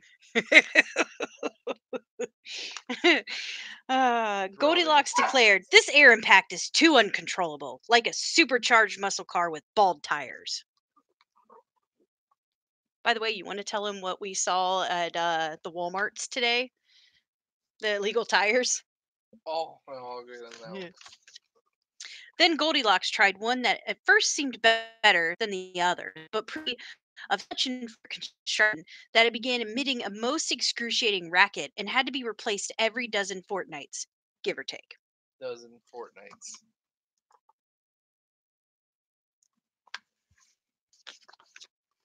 Goldilocks sighed. This one is too shoddy, like a certain Yugoslavian import from days of yore. Really, enough with car analogies. His little shirt tag says Goldie as well. Alas, Goldilocks was still on the hunt for the perfect air impact. But then, one day, while he was wrestling with the last air impact he had reluctantly settled for, his Snap-on franchise appeared and let him demo the new PT850. See his page, he's like, "Oh, Christmas came early." Mm-hmm. The minute Goldilocks laid a hand on it, he at once discovered all the power he had ever needed, with none of the discomfort. God damn it, the cum jokes now.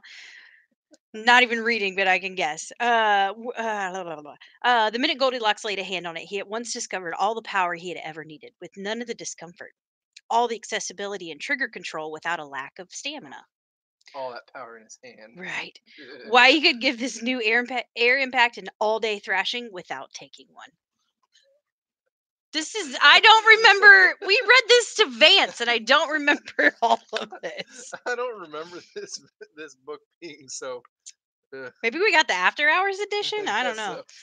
so. Lo and behold, Goldilocks had at last found the perfect balance of comfort, control, and durability. Goldilocks rejoiced. This air impact is just right, like a 62 Ferrari GTO. Okay, we'll give him that analogy. Look at his face. He's so smug. Is that what you look like when you got your new toolbox delivered all finally? The time. Every day when I unlock it.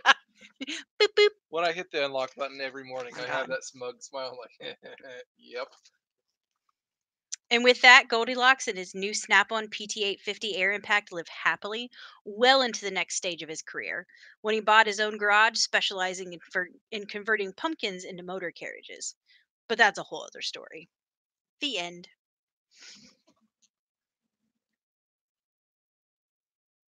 That was awesome.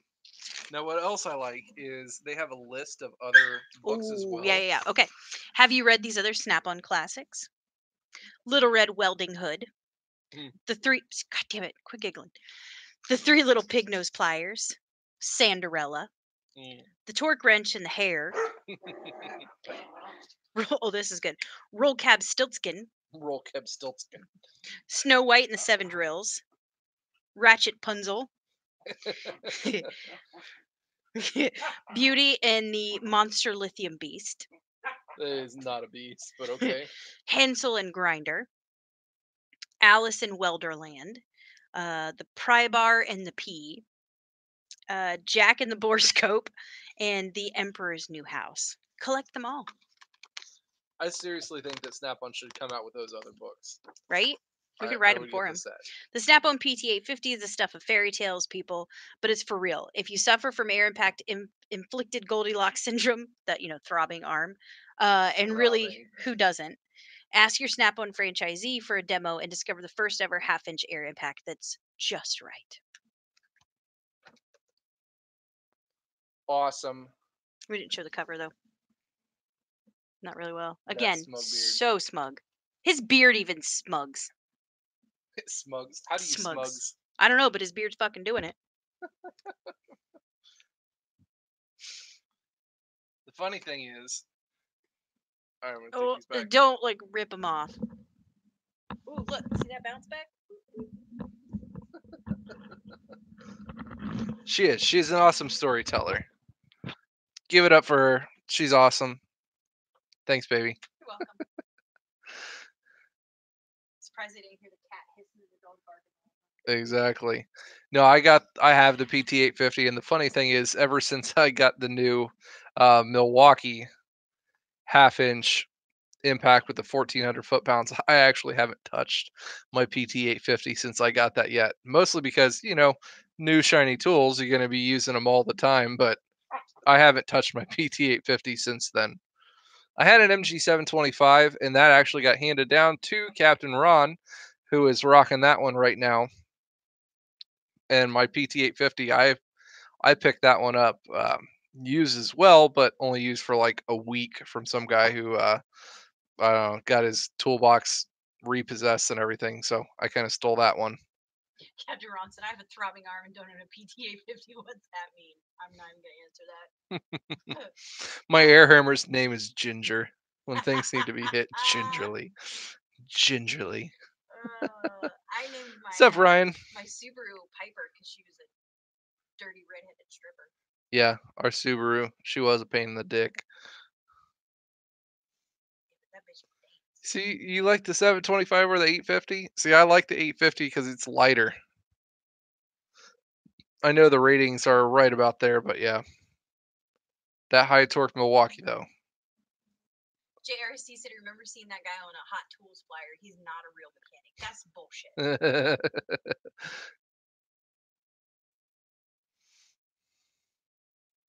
I'd name my air hammer Love Tap Nut Buster. Okay, You so should have a contest for the names of your tools. So let's hear it. So for your guys' air impacts or air hammers, I want to hear what you guys call them. Put that down in the chat. I want to hear what you guys call or give names to certain tools. Oh, Jake, Lister the Molester.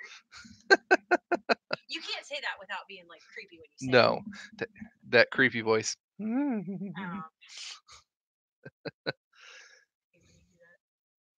It was a 2012 Subaru WRX that blew a motor at 13,000 miles and was never right after that. 70 mile an hour down the interstate.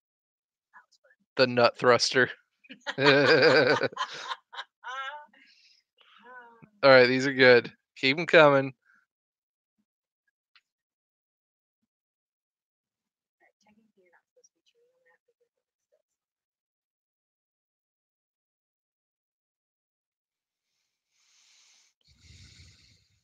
4-pound short handle sledge. Big Ronda. Big Rhonda. The shaft shocker. Air hammer's thumper. Muster the nut buster. Nut slinger. No, Butt slinger. butt slinger. Is it butt slinger or is it nut slinger? And Corey's got little foam fat finger syndrome. 1/2 inches bad bitch Bethany. That's good. Nut buster. Nut Everybody buster. likes nut buster. Bam Bam. Russell the love muscle. New winner right there. Russell the love muscle. Wait, does that make your arm throb? It throbs. Oh, the names we give to our tools. Everybody gives their cars names, but those tools. Makes your arm throb, you should call it Throbbing Robin. Throbbing Robin. That'd be a good one. What? You want attention? I know. You were just nobody loves on you. You're sad. Dog. What? You're fine. Being sad. Oh, you're so cute. It makes it hard to be mad. You stupid shit. Air hammer's noisemaker. Playing the song of my people. Every single time we get on an air hammer in the shop, so our parts department has a parts window wide open to the shop, not like 10 feet away from our 30,000 pound rack, which we use quite often to do a lot of harsh suspension work on 4,500 diesels. So air chisels and stuff are getting ram through right at the parts window, and they get so pissed off every time. They're always yelling, "You have to do this right now!" And they're all on the phone. Never fails. They're both on the phone right when we get out an air hammer. I call you and it's I like stick always- power there with a sub-ohm. I forget the brand, whatever tank. Are you chewing on the chair? God. Hernia saver. No pulling on cheater pipes. Ooh, pussy gonna get you. Oh, I was Yeah, that's pretty much what it is. They do that, and they always gripe and complain because a lot of the diesel trucks are there on that rack, and we don't have a uh, a hose, I guess, to put on those diesel trucks there. So they get a lot of the fumage from it, and they get super upset when we run diesel trucks in the shop. Mark said her name's Macy. When she blows, my nuts go.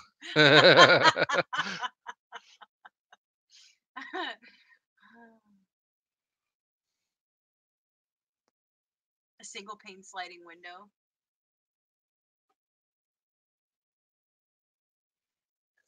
Yeah, especially when you have to do a full regen on one of those, or one of the newer the 1500 diesels. Those things stink bad when you have to put those into regen. Any of the other diesel techs, you've been running into that a bunch lately, where you have to been doing a whole bunch of these manual regens because of the shitty DEF that everybody's been getting? I have a feeling that they're going to be coming out with a recall on some brands of DEF, or they're going to come out with new warnings and certain things on the shelf life of DEF. Merry Christmas, Dawn. Do in the Zuzu regen? No, I've never had to get on a Zuzu diesel, at least. Some of the newer ones are kind of a pain in the butt to get them into regen. So funny enough, we had one that would not start, and I got out the scan tool that I'm going to be doing a review on this next week. The Top Done, the Artem Mini, and that thing did a full regen without even throwing up any issues, saying no, I can't do it because of this or that. But yeah, it works pretty awesome. The other thing you got to watch out for on some of the Cummins, at least, you have to lower the spare tire in the rear, because it's, it only sits like 3 inches away from the exhaust pipe. When you do a full regen on one of those, it bumps that exhaust temp up to like 1600 degrees back of the tailpipe. That thing is glowing, and it will blow out a freaking spare tire if you don't lower it when you're doing a manual regen. Misty, she was a bad little cunt, but she knew how to work that bolt. He's got the name game down. That doesn't surprise me.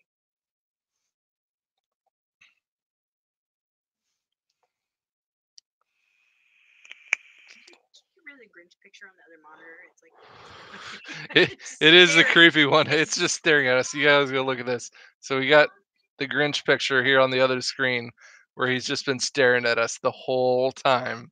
Like he knows what you're doing. He knows. Back that way a little bit. I'm sure they don't want to see my messy kitchen. I have to put all the groceries away yet. Whatevs.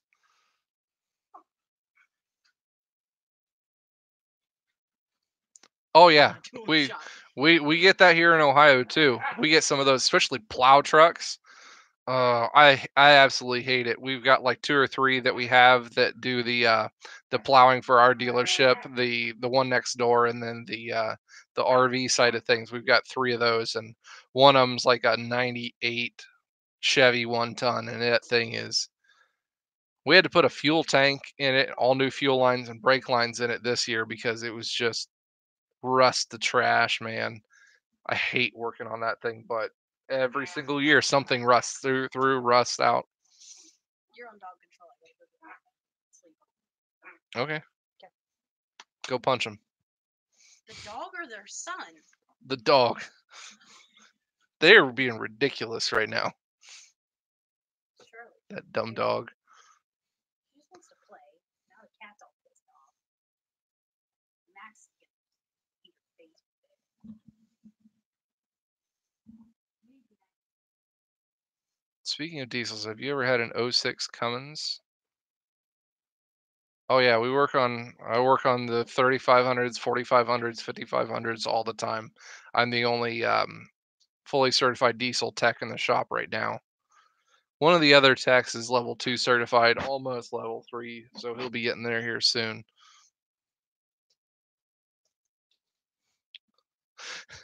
My electric 3/8 I named Felicia. She wasn't worth a fuck. Said bye, Felicia.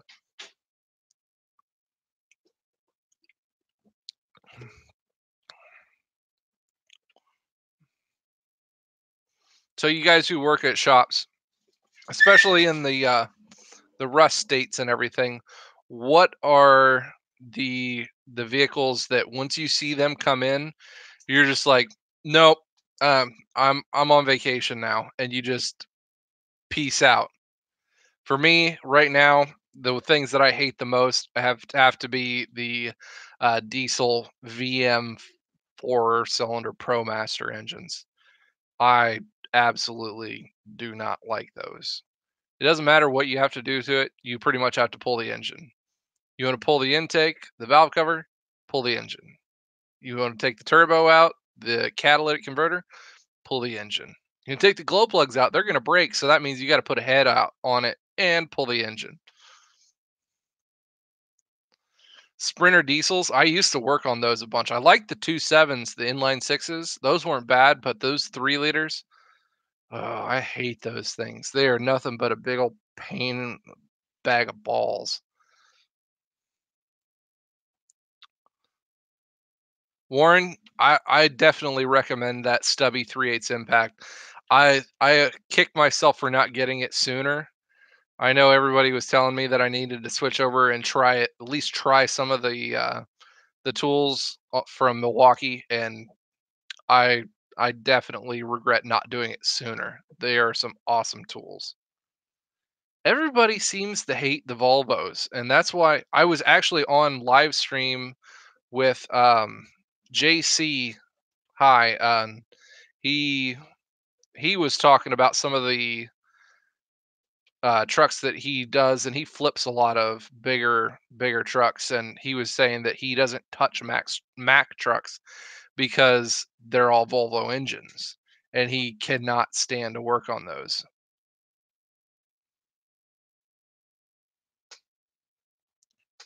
I don't think I could stand working on those giant rigs all the time. I mean, the 4500s and 5500s are bad enough to work on throughout some of the weeks.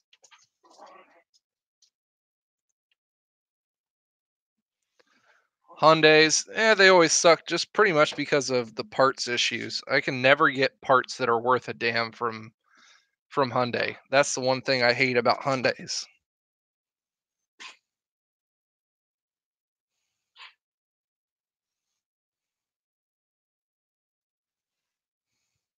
Yes, it was JC Smith. I was over on his live stream this afternoon, and he was talking about some of that stuff.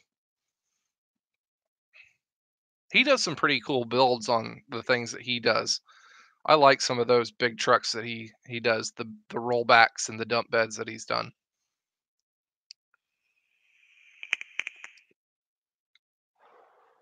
I guess if you're tooled for the semi work, I could see how you guys would enjoy that one, but it's just when you're not tooled and ready to work on bigger things like that, and then all of a sudden you got something huge that comes in and you're not ready to work on that, it sucks. Yeah, he is. He's a good guy.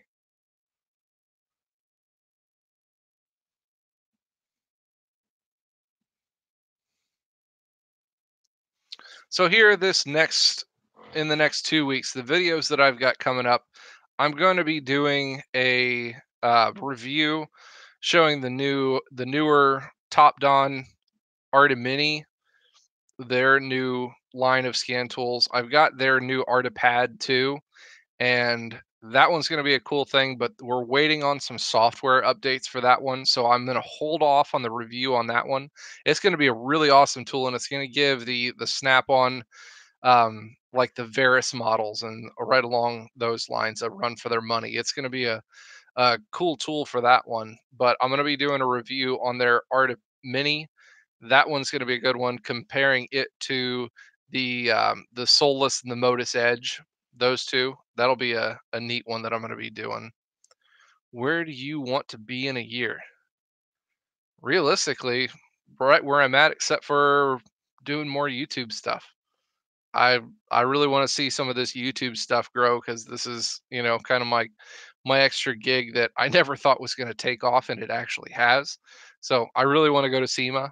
I'm getting some hookups possibly to be able to go out there this next year. I've never been there, and I really want to go quite badly. So that's a goal for this next year. Thanks, Warren. Appreciate it. I've got a couple of truck shows and stuff that I've gotten invites to also. If you guys are in the Ohio region, the Dayton Off-Road Expo is going to be like February 23rd and 24th. I'm going to be bringing my truck and also probably doing some stuff with Rocky Ridge Upfitters.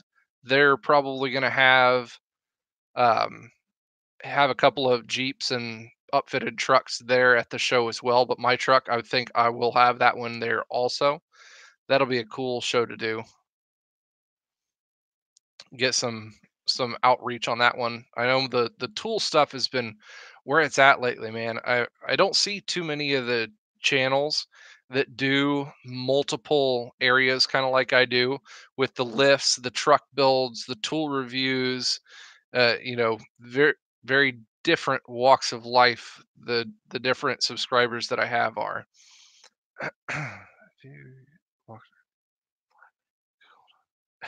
That's something that somebody has said, that quite a few people have been asking me for the link to my Google document for that one. And I might actually do an online thing showing and just clicking through creating that one for you guys. Yeah, Captain Ron's going to help with that one. Well, we're going to get Captain Ron involved, doing a step by step on how to do a Google document to keep track of your flat rate hours. Another one on the list. I know, like I said, I've got like 20 of these freaking videos rattling around that just need to get done.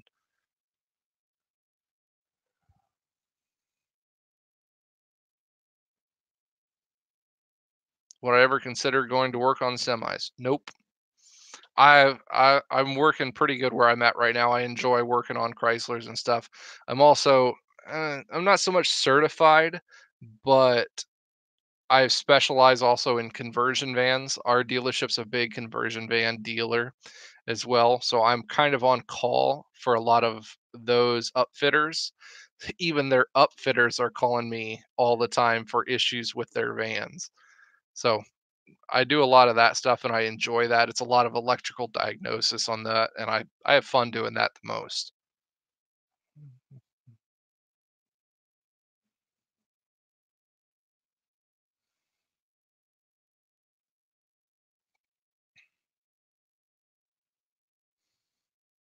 Ron's been hiding in the background here and there. That sucks. I It sucks being injured and working in a shop. I went through that, and I wouldn't wish that on like my worst enemy. Going through workman's comp especially was the most horrendous thing ever. Like 3 years into working at the dealership, I tore my meniscus. I tripped on a freaking shop hose, fell on my knee, it tore my meniscus.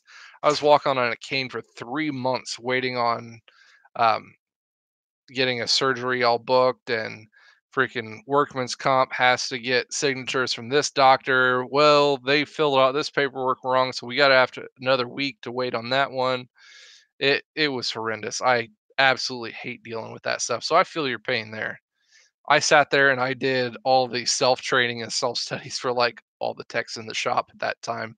I was just on my second year at school at the time. So I didn't have a whole lot else that I could really do or learn. So I just might as well do all my computer testing and training.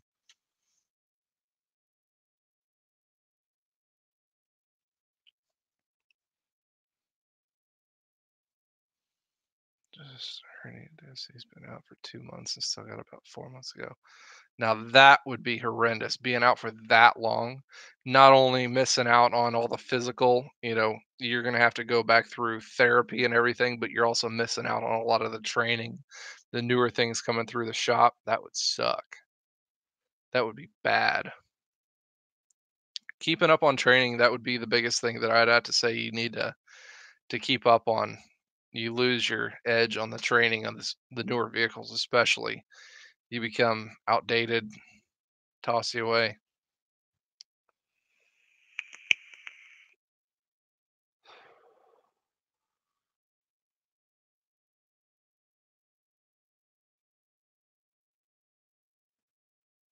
Yep.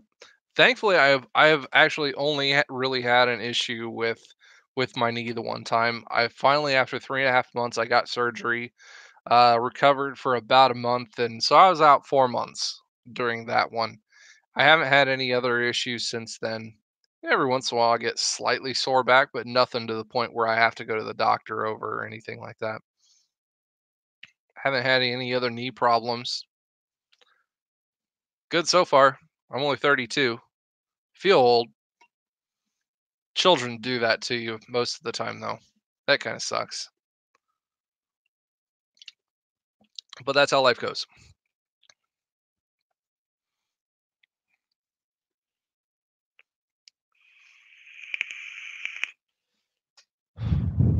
So I know primarily the followers and everybody that I have here in the channel is usually from the 20 through 35, 39 year olds, right around there. Are there any older techs that are in here now? I want to hear some of the older techs' opinions on what you do to kind of keep fresh, I guess. Keep from feeling like you're 80 when you're 45.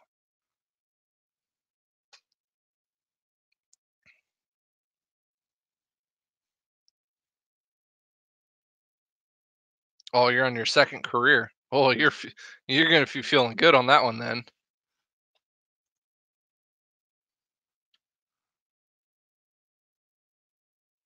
Oh, that sucks.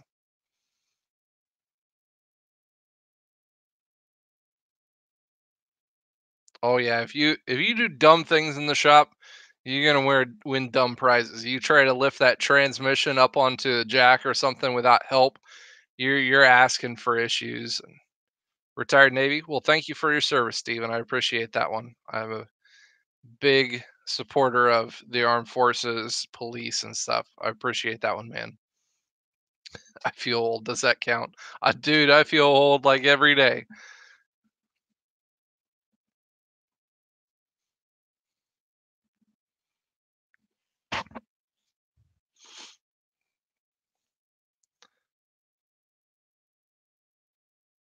Yep, Captain Ron is older than me. He's like 36 now.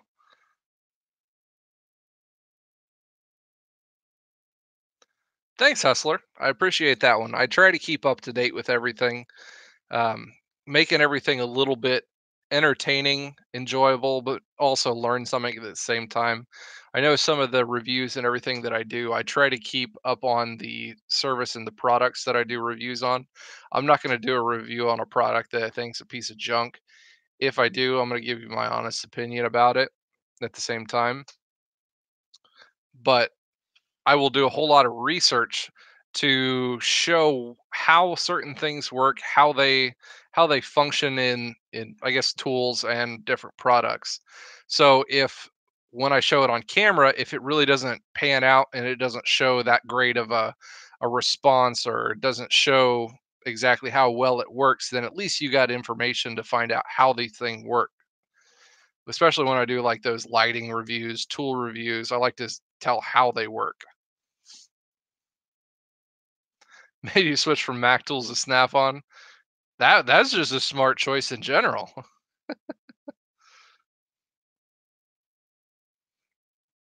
I actually have not gone to a chiropractor since I messed my knee up. He helped in that aspect, but I haven't, I guess, felt the need to. Maybe here soon I'm going to, but I haven't gotten to that point yet. 2 kids in a house. Yep. We don't even have a mat guy that comes to our shop. In the last 6 years, we do have a mat guy in our area, but he doesn't like us for some reason. He came by the shop one time. We tried to buy a $400 or so worth of tools off of his truck between two techs that were on this truck, and he was telling us that we're like, all right, set up a payment plan, and he was telling us that, oh, you have to have this paid off in 2 weeks. I'm like, man, that's not how tool trucks work. Like, you understand this is a lot of money for this, and we can't afford to pay $400, $200 a week for 2 weeks on this kind of stuff. So, needless to say, he cut and run, didn't come back. Still, we finally did get a Matco guy in this last 2 weeks, and I bought a set of super shallow impact sockets off of him this last week, and I'll probably do a review on those. I really like how they've worked so far and how light they are. So I like those. I don't have the part number for those right off the bat, but they're the super shallow half-inch impacts. I like how those are working. And the pliers. I got a pair of the the dual V, the clip pliers that lift the uh, the two-part clips apart. I like those. And he runs some pretty cool games. So we went on his truck and I played freaking, you know, beer pong without the beer, but whatever. And got a bunch of cool stuff off that, and then busted some Christmas balls on the ceiling of his truck. Won a free knife off of that one. So winning free shit always keeps that people happy. Busting the balls. Yep. Yeah, I mean, once you get more than 2 trucks, it almost gets to the point where the service manager is like, "Are these guys really spending this much time on the trucks?" It I can see how they get frustrated. So our service manager, he's pretty cool about everything. When the trucks come around, we try not to spend too much time, and you have to have some discretion to what kind of vehicles you're working on. If you were on a waiter, then sorry, you're just gonna miss out on the truck this week. If you got some kind of warranty thing, set it on the box and he'll be able to handle it for you. But I don't like to spend more than, 15, 20 minutes on the truck for that one. I also get a whole bunch of people that ask me questions like, "Hey, why don't you do some videos of you on your Snap-on truck or Matco truck or whatever?" And that's another one of those things where there's other guys on YouTube that do that kind of reviews. They just go on to the tool trucks between the Snap on Tool Review, Coon Trucking, a couple other ones. They do on truck filming, and that's primarily what they do. So I'm not going to step on their toes and do that kind of stuff. I honestly think that that's not the best part of it. You guys want to see the tools in action, not me walking through the Snap on truck making you know weird comments and trying to work for the price of what I get the tools for. But yeah. Oh yeah, man, hustler. Get those tools and those tool discounts while you can.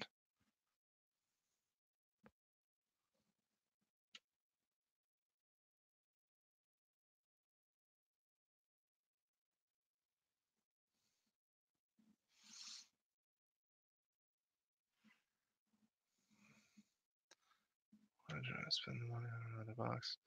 Yeah, I feel you there. And I've had actually that's been probably one of the biggest questions that I've had from a whole bunch of different subscribers on Instagram sending me questions on what should I do about my box? Should I worry about the organization of this, or I'm wanting to get a bigger box? What should I go for?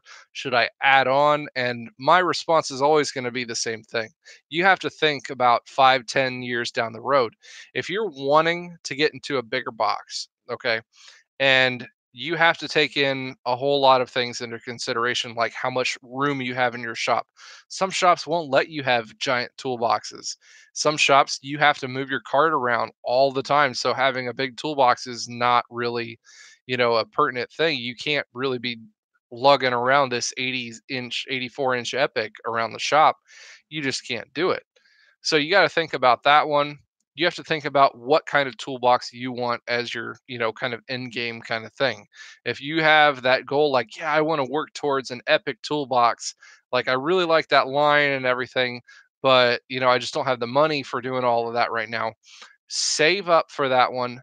Don't do like the whole big build on like I did. I made the mistake on my Master Series that I got my big Master Series, the 72-inch Master Series, added a cabinet on it, added a riser, added a power locker, the hutch thing to it.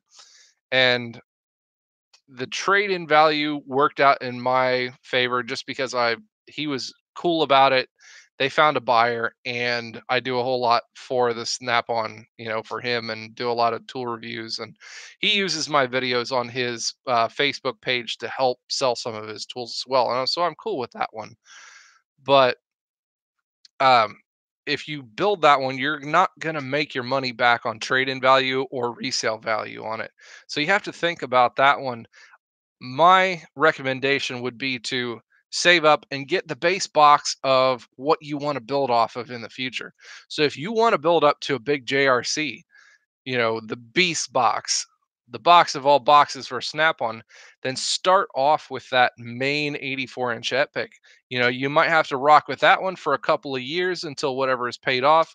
Add one piece at a time. Then throughout that one, you're not going to be able to buy the beast all at once. It's not going to happen. You just people don't make that kind of money to be able to do that kind of stuff. But if you ask Jim, he worked for years and years and years out of Craftsman boxes, Harbor Freight General Series boxes. He worked for years on that while he saved up for the one that he really wanted.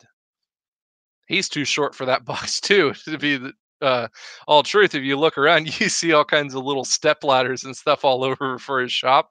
Yeah, so he can get into his upper cabinets.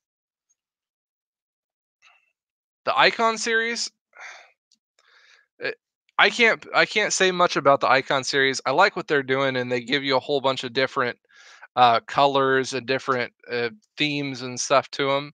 I like that they're the classic series depth, Master Series height, or vice versa, one of the two.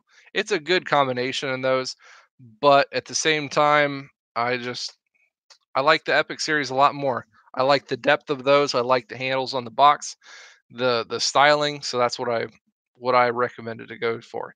Now, if you guys don't have a want or a need to move to the Epic series or something like that, then the Master Series all the way. Classic, it doesn't have the depth for what I enjoyed. The Master Series really did. So trying to work to what you want, save up the money and get what you really want, and then start to build that one. Don't, oh, I can just afford this one. Let's jump up to that one, even though that's not what I really want to work towards. Oh, yeah, I worked out of my very first box when I started working in the shop in 2008 was a Craftsman 28-inch with a top on it. I had that one for a year, and then in school I got a 40-inch roll cab Snap-on. It was orange. I really filled that one real quick, so I moved up to a 50-inch. Yeah, I moved up to a 50-inch at that point, and I had that one for about 2 years, and then I moved up to my 72, and then I moved up to my 72 that was the KRL series that was a little bit taller to match the locker that I had gotten at a good price. But like I said, I built up these boxes, and what I really wanted was the Epic in the end. I knew I did, but I could afford these little bits here and there instead of going to the Epic. So I should have just gone to the Epic style toolbox right off the beginning, and then build off of that one. What's up, John?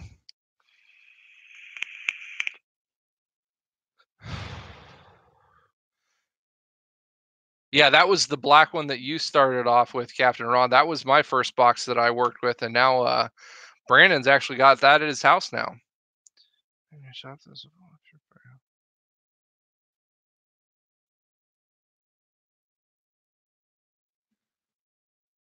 No, we don't have anybody that's a volunteer firefighter for that, unfortunately. Now there was a couple of them in here earlier who are volunteer firefighters, but they're also firefighters full time during the day, and then they go home and in their home township where they're at, they're volunteer firefighters as well. Which hats off to that one, but not my gig.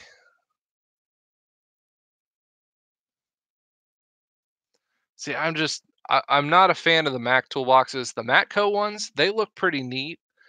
Haven't really gotten to mess with them a whole lot just because we just got the uh, the Matco truck. But yeah, yeah, John, the giveaways are all done. I did those in the first hour and 10 minutes or so. We gave away quite a few little scanners and scan tools.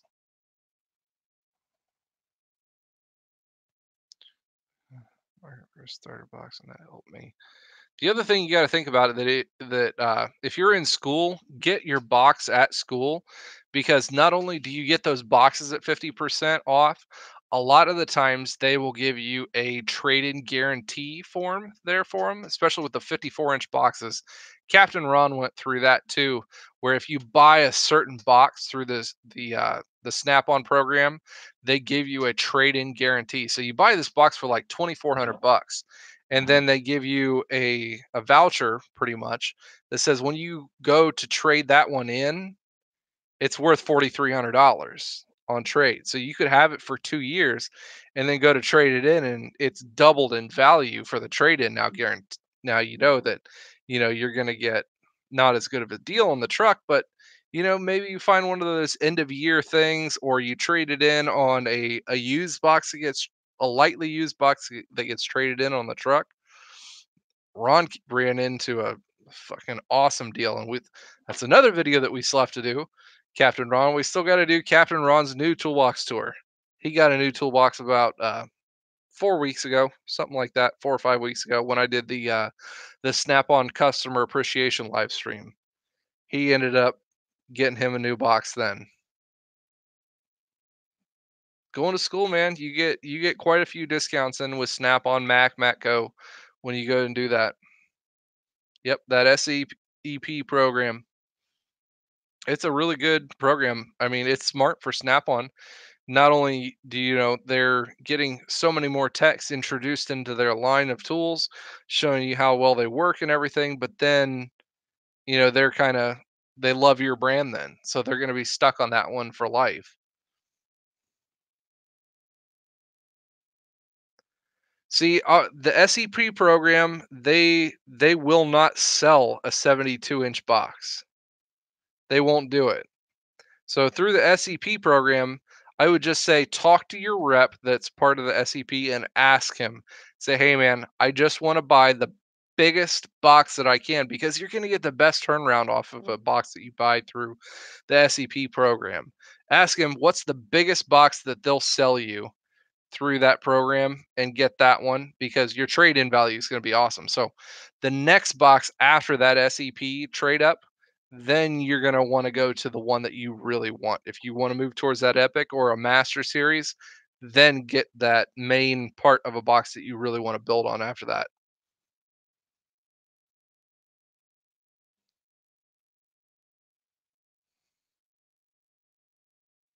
That would be awesome. If Jared, if they're adding a 72-inch to the line, then that would be a smart thing for you guys to do. If they offer a freaking 72-inch box at the SEP program for 50% off, you can't beat it. The dealers themselves cannot buy tools and boxes for what you, the student, can buy them for in the SEP program. That blows my mind in how much their dealers are getting, not screwed, but they're not giving their dealers very much of a cut, I guess, to make profits nearly as much. Go away, cat. that they can afford to give the students this much of a discount, but not their tool trucks. That's kind of crazy in my mind. I don't know if I get that, but yeah. Don't forget you're in school, you buy Snap-on, you'll file bankruptcy in 2 years. That was literally a comment that somebody left on one of my videos. They said, "I don't know a single person who went through the automotive program that bought a Snap-on toolbox that didn't file bankruptcy in the first 2 years." So, what you're saying is if you buy Snap-on tools when you graduate from school, you're gonna go bankrupt? Like, that's a correlation kinda thing?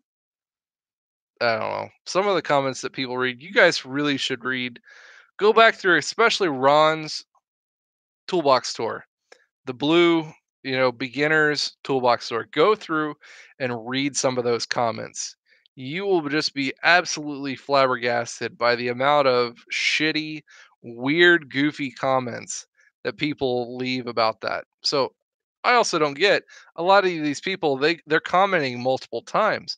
They're spending the time to watch this video not once but multiple times, and they searched for that video, but they're still going to leave crappy comments about how shitty it is to buy Snap-on tools and Snap-on toolboxes. Well then, if it's so shitty, why are you searching YouTube videos to look up reviews on Snap-on tools and toolboxes if you think they're that horrendous? I don't get it. Thanks, Corey. Hey, I appreciate you coming in today. And thank you guys. Definitely. Yeah, Steve. I totally missed that memo. Yep, totally missed that one. All right, guys. Well, I think it's about time to cut off the stream tonight. We've been rocking this for 2.5 hours because you guys are awesome. Yeah, I think I'm gonna take the advice. You guys really enjoy this kind of an atmosphere, and I like talking with you guys about the different stuff between shops, tools, everything like that. But I think we'll do another live stream on Sundays. I think that's a pretty good schedule to keep for that. Evidently, you guys are able to make it for that one. If you haven't done it, hit that like button because that always helps. Hit the subscribe button too. The more subscribers you get, the more views I can get, the better the content I can come out for you. I get to buy more tools, do more tool reviews, do better lift stuff on the truck. There's going to be a whole bunch of videos coming out here soon. Keep that one in mind. So stay tuned for that one. Well, I hope you guys have an awesome Merry Christmas. Make sure if you guys get some badass tools for your Christmas, send me some pictures over on Instagram. I'll share them on that one too. I think that'd be cool. Get some pictures of guys getting some badass tools for Christmas this year. Do some reposts on that one. Keep the tool love going. All right, guys. Thank you. I appreciate it. Everyone have a Merry Christmas, and we'll catch you another time. You guys stay awesome.